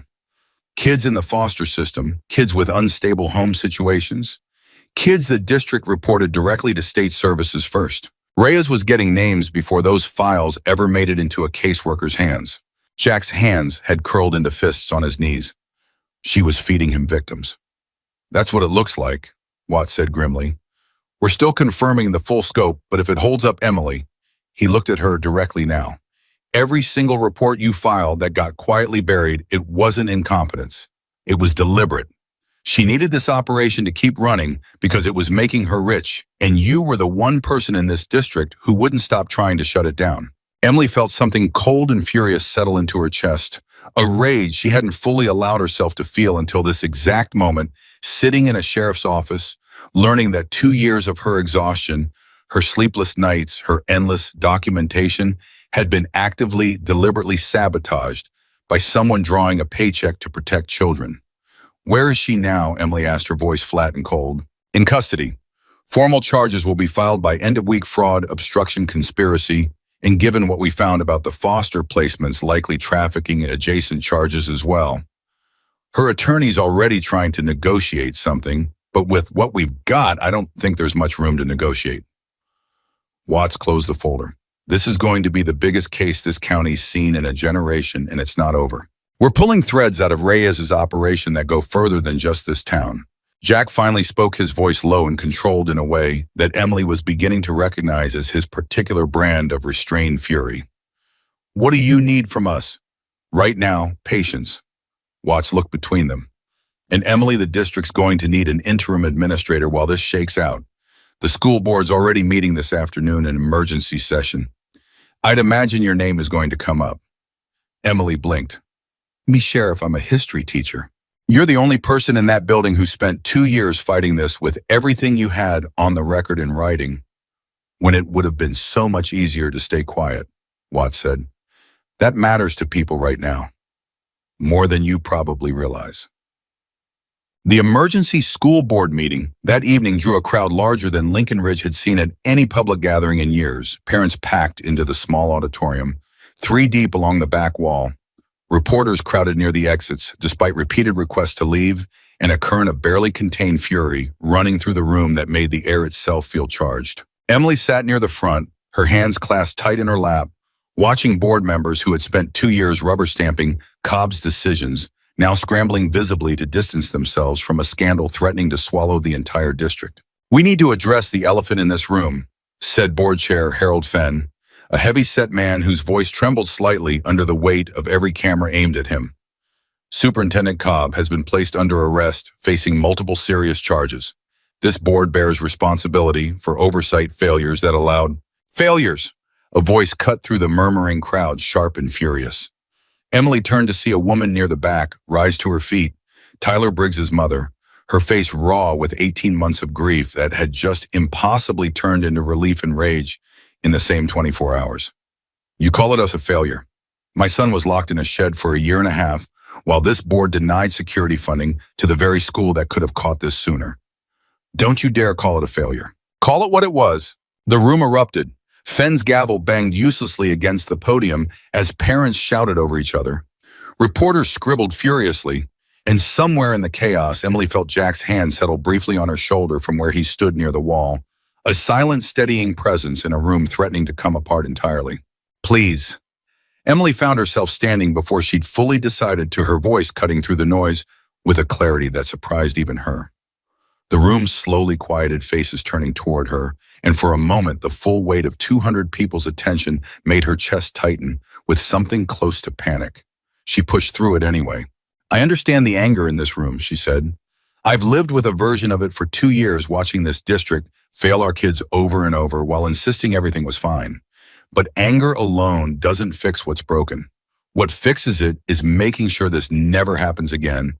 Real security funding, real oversight, real accountability, starting tonight and not stopping until every single kid in this district feels as safe walking through those doors as they deserve to." "And who's supposed to make sure that happens?" someone shouted from the crowd. "The same board that let this go on for years." Emily hesitated only a moment. "I don't know who should lead this district forward, but I know it needs to be someone who's already proven they won't stay quiet when something's wrong, even when it costs them." She glanced toward Fenn. "If this board is serious about making things right, that's where you start looking." A murmur rippled through the crowd, not quite agreement, but something close to it. A recognition settling over the room that the woman standing at the front had already spent 2 years doing exactly what the district desperately needed now. Fenn cleared his throat, glancing at his fellow board members, several of whom were nodding slowly. "Ms. Brooks, would you be willing to serve as interim superintendent while this board conducts a full search for permanent leadership? The state's already indicated they'll expedite emergency approval given the circumstances." Emily's heart slammed against her ribs. "I'm a teacher. I've never run a district." "You've run a 2-year campaign to protect this school when nobody else would listen," Fenn said. "Right now, that matters more than a resume." The room had gone quiet, waiting, and Emily felt the weight of the decision pressing down on her, the exhaustion of 2 years, the terror of the past 48 hours, and underneath all of it, a stubborn, unshakable thread of the same conviction that had made her pay $11 for a stranger's meal 3 nights ago without a second thought. She looked back once toward Jack, who gave her a small, steady nod, not pushing her either way, just there the way he'd been there for every impossible moment since. "All right," Emily said finally, her voice steady despite the tremor in her hands. "I'll do it, on one condition." "Name it," Fenn said. "Every single security recommendation I've filed over the past 2 years gets implemented immediately. No committee review, no budget delays. And I want an independent audit of every foster placement and at-risk student file this district has touched in the last 3 years, starting tomorrow morning." Fenn didn't hesitate. "Approved, effective immediately." The gavel came down, and just like that, Emily Brooks, exhausted history teacher, keeper of 14, ignore reports, a woman who 3 nights ago had simply wanted to finish grading essays and go home, became the interim superintendent of a district in crisis. The days that followed moved at a pace that left Emily perpetually breathless. Security cameras that had sat broken for over a year were repaired within 72 hours. Additional counselors were brought on temporary contract, funded by an emergency state allocation that materialized with startling speed once the story went national. The equipment shed where Katie's world had nearly collapsed was torn down entirely and rebuilt with clear sightlines and working lights, a small physical erasure of the darkness that had lived there for so long. Danny Vasquez returned to school 4 days after his statement, flanked quietly by a school counselor and more visibly by two of Jack's men who had taken to parking near the front entrance every morning without fanfare, without announcement, simply present in a way that made the entire building feel different. Emily found him in the hallway between second and third period, standing at his locker, with a stillness that suggested he wasn't quite sure how to exist in a school that no longer required constant vigilance. "How are you doing?" she asked. Danny considered the question seriously, the way he seemed to consider everything now, like a boy relearning how to simply exist without calculating threat in every direction. "Different," he said finally. "Good different, I think. I just don't know how to trust it yet." "That's fair," Emily said. "Trust takes longer to rebuild than security cameras do." Danny almost smiled. "Jack's guys keep waving at me in the mornings, like it's normal, like nothing happened. Does that bother you?" "No." He shook his head slowly. "It's the first time in 2 years I've walked into this building and not felt sick to my stomach before first period." His eyes, when they met hers, carried something that hadn't been there before, not quite peace, but the beginning of it, the first tentative edges of a boy allowed finally to simply be 16. "Thank you, Ms. Brooks, for not giving up on this place, even when everybody made it so hard." Emily's throat tightened. "You're the one who was brave enough to say the truth, Danny. That took more courage than anything I did." Katie's transition was harder. She returned to school a week after the arrest, and Emily watched her navigate the hallways with a wariness that hadn't fully faded, flinching at sudden noises, keeping her back to walls whenever possible. The physical vocabulary of 8 months spent in fear, not disappearing simply because the danger itself had. Emily made a point of checking on her personally twice a day, small conversations in passing that asked nothing and demanded nothing, just steady, quiet presence. It was on a Thursday afternoon, 2 weeks after the arrests, that Katie finally sought her out, instead of the other way around, appearing in the doorway of Emily's temporary superintendent's office, a converted supply room, still stacked with boxes she hadn't had time to unpack, with an expression Emily hadn't seen on her before. "Can I talk to you?" Katie asked. "Always." Emily set down the stack of paperwork she'd been drowning in and gestured to the chair across from her desk. Katie sat twisting her hands in her lap for a long moment before speaking. "The prosecutor's office called my mom yesterday. They said because of what I gave them, the folder, my testimony, they're not going to charge me with anything. Immunity, they called it." "That's wonderful news, Katie." "I know." Katie's voice was strangely flat. "I know it's good. She looked up, and Emily saw the guilt sitting heavy behind her eyes. "I helped him for almost a year. I know why I did it. I know I didn't have a choice, but there were kids whose families got hurt because of numbers I wrote down. That doesn't just go away because I'm not getting charged." Emily came around the desk and crouched in front of the girl, taking her hands gently. "Katie, listen to me. What Reyes did to you was a crime. Full stop. He identified a scared teenage girl with a vulnerable family situation, and he weaponized that fear to make you complicit in his operation. That is precisely what predators like him do. It is never, ever the victim's fault for surviving the only way they knew how. Then why does it still feel like my fault?" "Because guilt doesn't always listen to logic," Emily said softly. "It's going to take time, Katie, probably longer than you wanted to, but you did something incredibly brave when you finally told the truth, and that bravery is what stopped him from hurting anyone else. That has to count for something, even on the days it doesn't feel like it does." Katie nodded slowly, tears slipping down her face, and Emily pulled her into a hug that the girl sank into like she'd been waiting for permission to fall apart for far too long. Jack visited the school almost every day that first week, never staying long, never making a spectacle of his presence, just a steady figure who'd sit with Danny at lunch some days, check in with Katie's counselor about her progress, walk the halls with a quiet watchfulness that had become, in a strange and unexpected way, part of the rhythm of Lincoln Ridge High. The board had initially balked at the idea of the Hells Angels maintaining any presence near school grounds. Optics, several members had argued appearances. What would people think until a parent named Rita Calloway, whose son had been one of the students extorted for 2 years running, stood up at the following board meeting and asked simply why anyone would object to volunteers who'd already proven in a single morning more willing to protect these children than the district itself had been in years. Nobody had a good answer for that.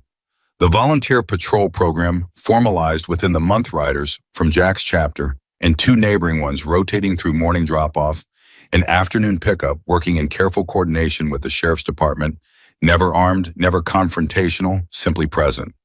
A visible reminder that the days of Lincoln Ridge's children facing threats alone were over. Parents who'd been afraid of the leather and the tattoos the first week found themselves by the third waving at riders by name. Local businesses began donating supplies to what the community had started calling, half-jokingly, the Angels Watch backpacks, school supplies funding for a counseling program that hadn't existed before Rhea's arrest tore the district's negligence wide open. Emily watched it all unfold from her cramped supply closet office buried in paperwork that would have overwhelmed her a month earlier, and found herself for the first time in longer than she could remember, cautiously, carefully hopeful. The hope lasted almost exactly 3 weeks before the next crisis arrived. It came in the form of a call from the county prosecutor's office, forwarded to Emily's new office phone on a gray Tuesday morning that felt in its ordinariness almost cruel, given what it was about to deliver. Ms. Brooks, this is Assistant District Attorney Foster. I wanted to give you advance notice before this hits the press this afternoon. The woman's voice was careful, measured. Reyes's attorney has filed a motion alleging that the initial search of the storage unit off Route 12, the one where Tyler Briggs was located, was conducted without a valid warrant. Emily's stomach dropped. What does that mean? It means the defense is arguing that evidence found during that search, potentially including elements of Tyler's rescue itself, could be subject to suppression. Foster's voice tightened. If the judge agrees, it could significantly weaken the case against Reyes, and depending on how broadly the ruling is written, it could complicate related charges against Cobb as well. You're telling me a technicality could let him walk? I'm telling you it's a real risk we're taking seriously, Foster said. I wanted you to hear it from me before the headlines say it a lot less carefully. Emily hung up the phone with her hands shaking, the cautious hope of the past 3 weeks curdling instantly into something much closer to the raw panic of that first terrible morning. She thought of Tyler Briggs still recovering in a hospital bed 2 counties over. She thought of Danny, of Katie, of every kid who'd finally started believing safety was real, and the sickening possibility that a legal technicality might unravel all of it. She called Jack before she'd fully processed what she was going to say. There's a problem, she said the moment he picked up. A big one. By the time she finished explaining, Jack's voice had gone hard and quiet in a way she was learning meant he was already 3 steps ahead, already calculating what came next. I need you to trust me on something, he said. I have people lawyers, some connected to the club, some connected through relationships we've built over 30 years, protecting communities exactly like this one. I can get you the best legal minds in this state looking at that warrant tonight pro bono, working alongside the prosecutor's office instead of against it. Jack, that's an enormous ask. It's not an ask, he said. It's what happens next. This isn't over just because we got him arrested, Emily. Men like Reyes have resources, connections, lawyers who know exactly which threads to pull. If we want this to actually stick, we can't just stand back and hope the system works the way it's supposed to. We have to make sure it does. Emily closed her eyes, feeling the full exhausting weight of everything still ahead of them. Okay, she said finally. Do it. The hearing on the suppression motion was scheduled for the following week, and in the days leading up to it, Lincoln Ridge held its breath.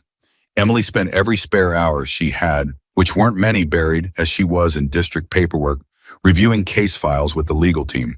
Jack had assembled a sharp, quietly formidable group of attorneys who'd flown in from 3 different states, each one carrying decades of experience in exactly this kind of fight. The night before the hearing, Emily found herself back at Mabel's diner, in the same booth where this entire impossible chain of events had started, staring at a cup of coffee that had long since gone cold. Jack found her there, sliding into the booth across from her without asking. You look like you haven't slept in a week, he said. That's because I haven't. Emily managed a tired, humorless laugh. Funny, isn't it? Everything that's happened since that night, and here we are again. Same booth, same diner. Different world, though, Jack said quietly. This town's not the same place it was 3 weeks ago. No, Emily agreed, but it could still all come apart tomorrow. If that judge suppresses the evidence, he won't, Jack said with a certainty that made Emily look up sharply. You can't know that. I know the legal team we assembled found 3 separate precedents where the warrant's language holds up even under strict scrutiny.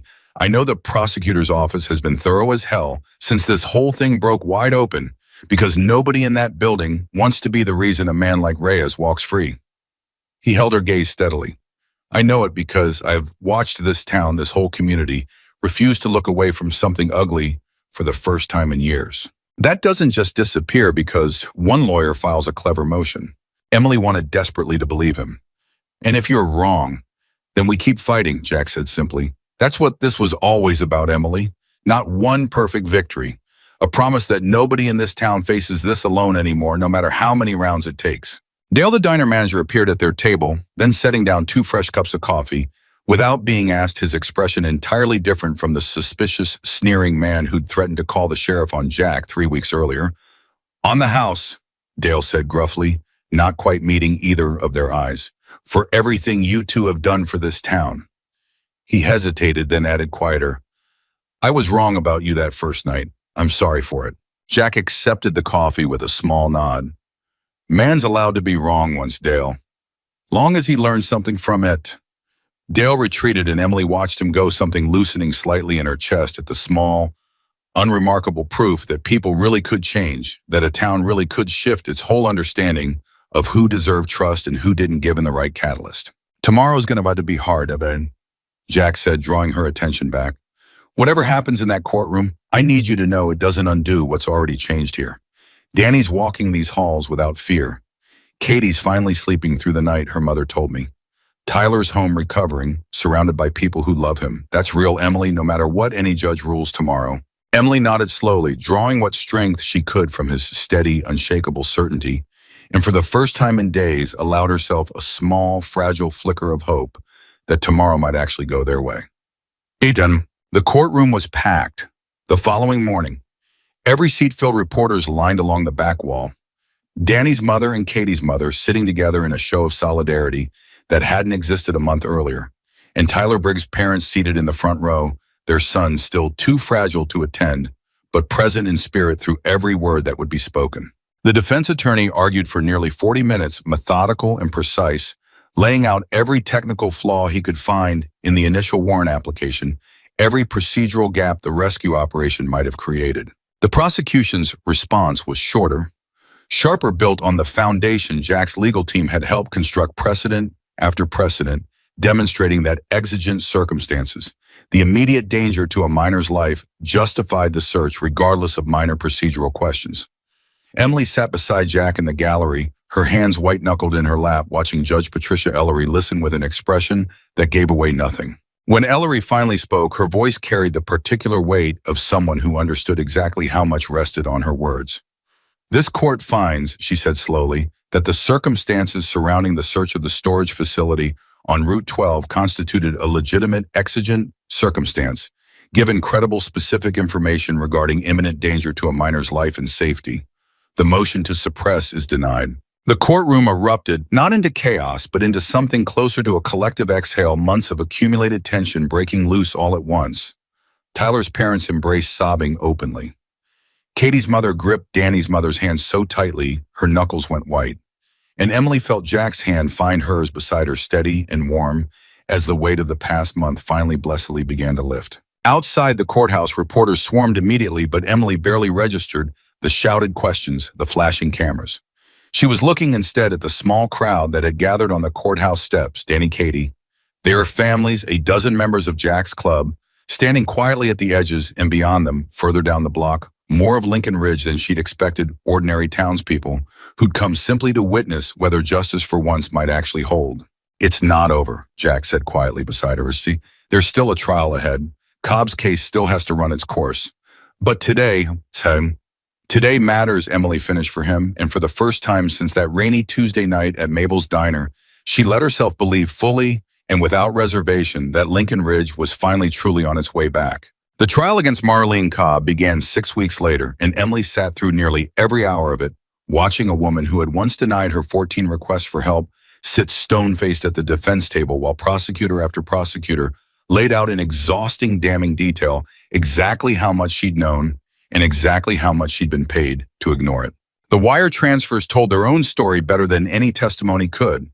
Monthly deposits small enough at first to disguise as consulting fees growing steadily larger over 3 years as Rhea's operation expanded and Cobb's silence became more valuable. The prosecution walked the jury through spreadsheet after spreadsheet, each one another nail until even Cobb's own attorney seemed to have stopped believing in the case he was paid to make. Emily testified on the 4th day. She sat in the witness box with her hands folded tightly in her lap, and when the prosecutor asked her to describe what it felt like to file report after report and watch each one disappear, something in her chest finally cracked open in front of the entire courtroom. "I used to lie awake," Emily said, her voice steady even as her eyes burned, "wondering what was wrong with me, wondering if I really was exaggerating the way I'd been told so many times. I doubted myself for 2 years, sir, because the woman sitting at that table was very good at making me believe the problem was my perception and not her negligence." She looked directly at Cobb for the first time since the trial began, and Cobb for the first time looked away. "I know now it was never my perception, it was her paycheck." The jury deliberated for 6 hours.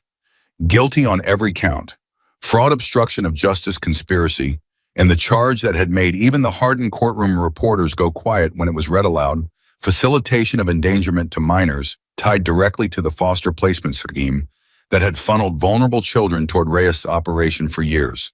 Cobb was sentenced to 18 years. Reyes, whose trial followed 3 months later, received 22, the jury unmoved by his attorney's increasingly desperate arguments. Once Tyler Briggs himself, thin but steady, took the stand and described 18 months of his life in a voice that made the entire courtroom weep. Ox and Spider took plea deals cooperating in exchange for reduced sentences, their testimony filling in gaps that helped investigators finally close the file on 2 smaller operations that had been quietly feeding into Reyes' network in neighboring counties. By the time the last gavel fell, nearly a year had passed since that rainy Tuesday night at Mabel's Diner in Lincoln Ridge had become, without anyone fully intending it, a completely different town than the one Emily had grown up fighting to protect. The changes weren't loud. That was what struck Emily most in the months that followed the trials. How quietly, how steadily an entire community could rebuild itself once it finally decided to stop looking away. Lincoln Ridge High's enrollment, which had been steadily declining for years, as families who could afford to leave chose schools in neighboring districts, instead began climbing again. Parents who'd pulled their kids out during the worst of the gang years started asking cautiously whether it might be safe to bring them back.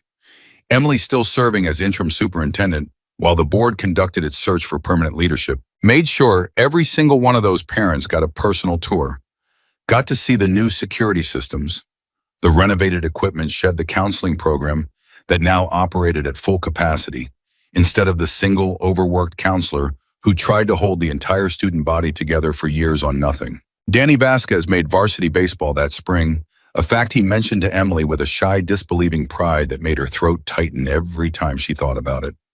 He'd started talking slowly in therapy sessions, the district now fully funded, about applying to college, something he told her he'd never once let himself imagine during the 2 years he'd spent running collections for a man who owned his fear. "I used to think I was going to end up just like him," Danny admitted to her one afternoon sitting in her office during a free period, a habit he'd developed over the year that neither of them had ever formally acknowledged, but both understood mattered.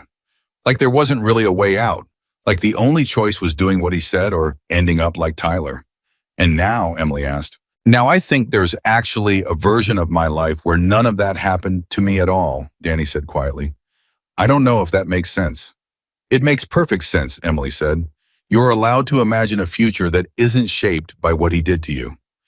Danny nodded slowly, and something in his posture, the way he sat now, shoulders loose instead of braced eyes meeting hers, instead of scanning exits, told Emily more about how far he'd come than any grade report ever could. Katie Sullivan finished her junior year with the highest GPA of her academic career, a fact that surprised absolutely no one who understood the particular kind of fierce, controlled focus a person could develop after finally being freed from carrying a burden that was never theirs to bear. She'd started volunteering on weekends with a support group for teenagers who'd survived coercion and exploitation. Her idea entirely, something she'd proposed to Emily with a nervous, hopeful energy that Emily hadn't seen from the girl since long before Reyes ever entered her life. I want other kids to know it's not their fault, Katie explained, sitting across from Emily's desk with a folder of proposed program materials clutched in her hands. I want them to know somebody survived it and came out the other side okay. I needed that so badly and I didn't have it. Then you're going to give it to somebody else, Emily said, and approved the program on the spot. Tyler Briggs took longer to heal than anyone. 18 months of captivity left scars that no courtroom verdict could fully erase, and Emily made a point of visiting him and his family every few weeks. Never pushing, never asking more than he was ready to give, simply showing up the way she wished. Someone had shown up for all of Lincoln Ridge's forgotten kids years earlier. By the following spring, Tyler had returned to school part-time, tentative but present, and the first time Emily saw him, really laugh at some small joke Danny made in the hallway between classes, she'd had to step into an empty classroom and cry for several minutes before she could compose herself enough to keep walking. Jack's presence in Lincoln Ridge never diminished even as the crisis that had first brought him roaring into town on 195 motorcycles faded into something calmer, steadier, woven permanently into the fabric of daily life. The volunteer patrol continued every school morning, and afternoon riders rotating through in shifts, familiar faces the students had grown to know by name. Not as intimidating strangers anymore, but as Marco, who always had peppermints in his saddlebag for the younger kids, and Big Pete, who'd started a Saturday motorcycle mechanics class for any student curious enough to ask, and Jack himself, who showed up most mornings, regardless of whether it was technically his turn on the schedule. 6 months after the arrest, the school board held a ceremony. Neither Emily nor Jack had asked for renaming the school's front courtyard the Sullivan Garden, a small plaque set into a stone bench listing not Jack's name alone, but the names of every chapter that had answered his call that first impossible morning. Jack had tried to refuse the honor entirely. "This isn't about me," he told the board, standing at the front of a packed auditorium that had once feared his presence and now couldn't stop applauding it. "If you want to honor somebody, honor the kids who found the courage to tell the truth when it would have been so much easier and safer to stay quiet. Honor the teacher who spent 2 years fighting a system that told her over and over that she was wrong to care as much as she did." The board honored both Danny and Katie's names added alongside Jack's on a second plaque and Emily's despite her own protests engraved beneath a simple inscription that read, "For refusing to look away." It was on a warm evening in late spring, almost exactly a year after that rainy Tuesday night, that Jack found Emily sitting on the front steps of Lincoln Ridge High, long after the building had emptied the last golden light of the day, settling soft in gold across a courtyard that no longer held any trace of the fear it once had. "Board meeting run long?" he asked, settling onto the step beside her. "They offered me the permanent position," Emily said. "Superintendent, not interim, permanent." Jack studied her carefully. "What did you tell them?" "I told them I needed a few days to think about it." Emily looked out at the empty parking lot, remembering with a strange, distant clarity exactly how it had looked that first terrifying morning, filled wall to wall with motorcycles and fear, and a possibility she never could have predicted. "It's strange, Jack. A year ago, I was just trying to survive another semester. I never imagined any of this, the job, the trials, any of it." "Do you want it?" Jack asked. "The job, I mean, not the year that got you here." Emily was quiet for a long moment, turning the question over honestly the way she'd learned to do with every hard decision this past year had thrown at her. "I think I do," she said finally. "I think I finally understand what this district could actually be if somebody stays committed to it long enough to build it right. I don't want to walk away from that now, right when it's finally possible." Jack smiled, a real smile, the kind Emily had come to treasure over the past year, precisely because it appeared so rarely reserved for moments that actually mattered. "Then you should take it," he said. "This town's lucky to have you fighting for it. Has been for longer than anybody bothered to notice." Emily glanced sideways at him, something warm and grateful settling in her chest. "You know, none of this happens without you. Not the arrests, not the trials, not any of it. I paid for one stranger's breakfast, and somehow that turned into an entire town getting a second chance." "You didn't do it for a reward," Jack said quietly. "That's exactly why it mattered as much as it did. You saw somebody in trouble, and you helped, full stop, no calculation about what it might cost you or what you might get back." He looked at her, something steady and certain in his weathered eyes. That's rarer in this world than people like to admit, Emily. I've ridden with men who'd burn down heaven and earth for their brothers and still walk past a stranger drowning in the street without a second glance. You didn't hesitate, not for 1 second. Neither did you, Emily pointed out. You could have thanked me and moved on. Instead, you turned my entire life upside down. Best thing that ever happened to this town, Jack said, and there was no arrogance in it, just simple plain fact. Best thing that happened to me too, if I'm honest. 31 years riding with this club, and I don't think I've ever been prouder of what we accomplished than I am of what happened here. They sat together in comfortable silence as the sun continued its slow descent, the courtyard around them, quiet and golden and entirely finally safe.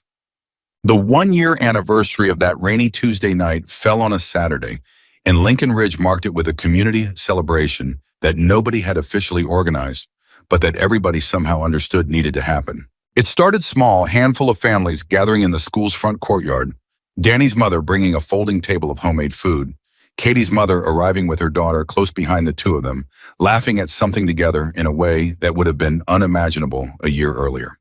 Word spread through the town the way word always did in a place like Lincoln Ridge, and by early afternoon, what had started as a small gathering had swelled into something closer to a full-blown town festival, spilling out from the courtyard into the parking lot tables of food and drink set up beneath a banner someone had painted by hand 1 year stronger. The motorcycles arrived around 2 in the afternoon, not in the overwhelming, terrifying wave of that first morning, but slowly, steadily, riders trickling in over the course of an hour until the parking lot held nearly as many bikes as it had that original day. Except this time, nobody screamed. Nobody locked their doors. Children ran toward the arriving riders with the easy, unguarded joy of kids who'd learned over the past year exactly which strangers deserved their fear and which ones had earned their trust completely. Emily stood near the front steps watching it all unfold when Dale from the diner approached her, a plate of food balanced awkwardly in his hands. "Figured I'd bring something," he said gruffly, setting the plate on the nearest table. "Mabel's famous apple pie, on the house obviously." "You didn't have to do that, Dale." "I know." He shrugged, something almost shy in the gesture from a man who'd once been so quick to threaten strangers with the police. "Just felt right. This whole town's different because of what happened in my diner that night. Least I can do is bring pie." Emily smiled genuinely, watching him retreat back into the crowd with an awkward wave.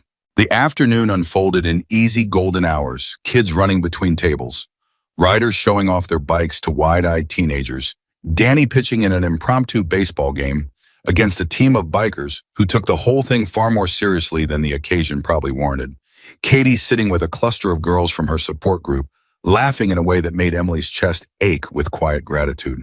As evening began to settle in, soft and warm, Sheriff Watts made his way through the crowd to find Emily, a folder tucked under his arm. "Figured you'd want to see this," he said, handing it over. "Final numbers county-wide. Gang-related incidents down 83% since the arrests. Truancy down, test scores up across the board." He shook his head slowly. "In 15 years as sheriff, I've never seen a single year change a place this fast." "It wasn't one thing," Emily said, scanning the numbers with a swell of pride she hadn't expected. "It was everybody finally deciding to stop looking away at the same time." "Started with you, though," Watts said. $11 and a decision not to walk past somebody who needed help. I think about that a lot, actually. How something that small ended up mattering this much." Emily looked out at the courtyard, at the celebration unfolding around her. Danny laughing with teammates who'd become genuine friends. Katie surrounded by girls who understood exactly what she'd survived. Tyler Briggs sitting quietly with his family, but present, undeniably present in a community that had fought its way back to claim him. She thought of Jack standing near the edge of the crowd in quiet conversation with Marco and Big Pete, a man who'd built his entire life around a code of honor that most people had stopped believing still existed anywhere in the world. "I used to think kindness was small," Emily said quietly, mostly to herself. "Something you did because it felt right, and then you moved on, and it didn't really change anything beyond the moment itself." "And now?" Watts asked. "Now I think kindness is the only thing that's ever actually changed anything," Emily said. "Everything else, the laws, the arrests, the funding, none of that happens without somebody deciding first that a stranger's dignity was worth protecting, even when it costs something to protect it. Watts nodded slowly, clearly, turning the thought over, and then excused himself to rejoin his family near the food tables, leaving Emily alone for a moment in the golden evening light. Jack found her there minutes later, 2 cups of coffee in hand. Mabel's diner coffee, she realized, recognizing the paper cups even before she took one from him. "Full circle," he said, settling beside her. "Something like that." Emily accepted the coffee, warm against her palms, even in the mild evening air. "Can I ask you something in all ways? Did you know that first night at the diner what would happen? Did you have any idea helping you would turn into all of this?" Jack considered the question with the same careful seriousness he brought to everything. "No," he said finally. "I knew I owed you a debt of honor. I knew that debt would get repaid one way or another because that's how I was raised, how every man who rides with me was raised. But I didn't know it would turn into uncovering an entire criminal operation. I didn't know it would save a missing kid's life, or put a corrupt superintendent behind bars, or transform a school that had been failing its students for years." He looked at her steady and warm. "I think that's the thing about real kindness, Emily. You never know how far it's going to travel once you set it loose in the world. You just have to trust that it matters and let it go where it needs to go." Emily looked out at the courtyard at a town that had rebuilt itself around a truth she was only now fully beginning to understand, that safety wasn't something handed down from distant authorities who claimed to know better, but something a community built together, deliberately refusing every single day to look away from the people who needed protecting most. "Thank you," she said quietly, "for not letting $11 just be $11. Jack smiled, that rare, genuine smile she'd come to treasure over the past year. "Thank you for not letting a stranger sit alone at that counter." The sun continued its slow, golden descent over Lincoln Ridge, casting long shadows across a courtyard filled with laughter, with children who no longer flinched at footsteps in the hallway, with a community that had finally learned the hardest and simplest lesson any town could learn. That true strength was never measured by how many people feared you, but by how many lives became safer because someone somewhere chose kindness when it would have been so much easier to choose nothing at all. And as the first motorcycle engines began to rumble to life around the edges of the celebration riders, preparing for the ride home as the stars began to emerge overhead, Emily Brooks stood in the courtyard of a school she had once fought alone to protect, surrounded now by an entire town that understood finally and completely that no child in Lincoln Ridge would ever again have to face the darkness by themselves. The debt had been paid 1,000 times over, and the promise, unbreakable as the day it was spoken, would carry on for every single child who walked through those doors long after this one remarkable year had passed into the town's living memory. Proof permanent and unshakable that one act of kindness offered without condition to a stranger in the rain could rewrite the entire future of a town that had almost forgotten how to hope.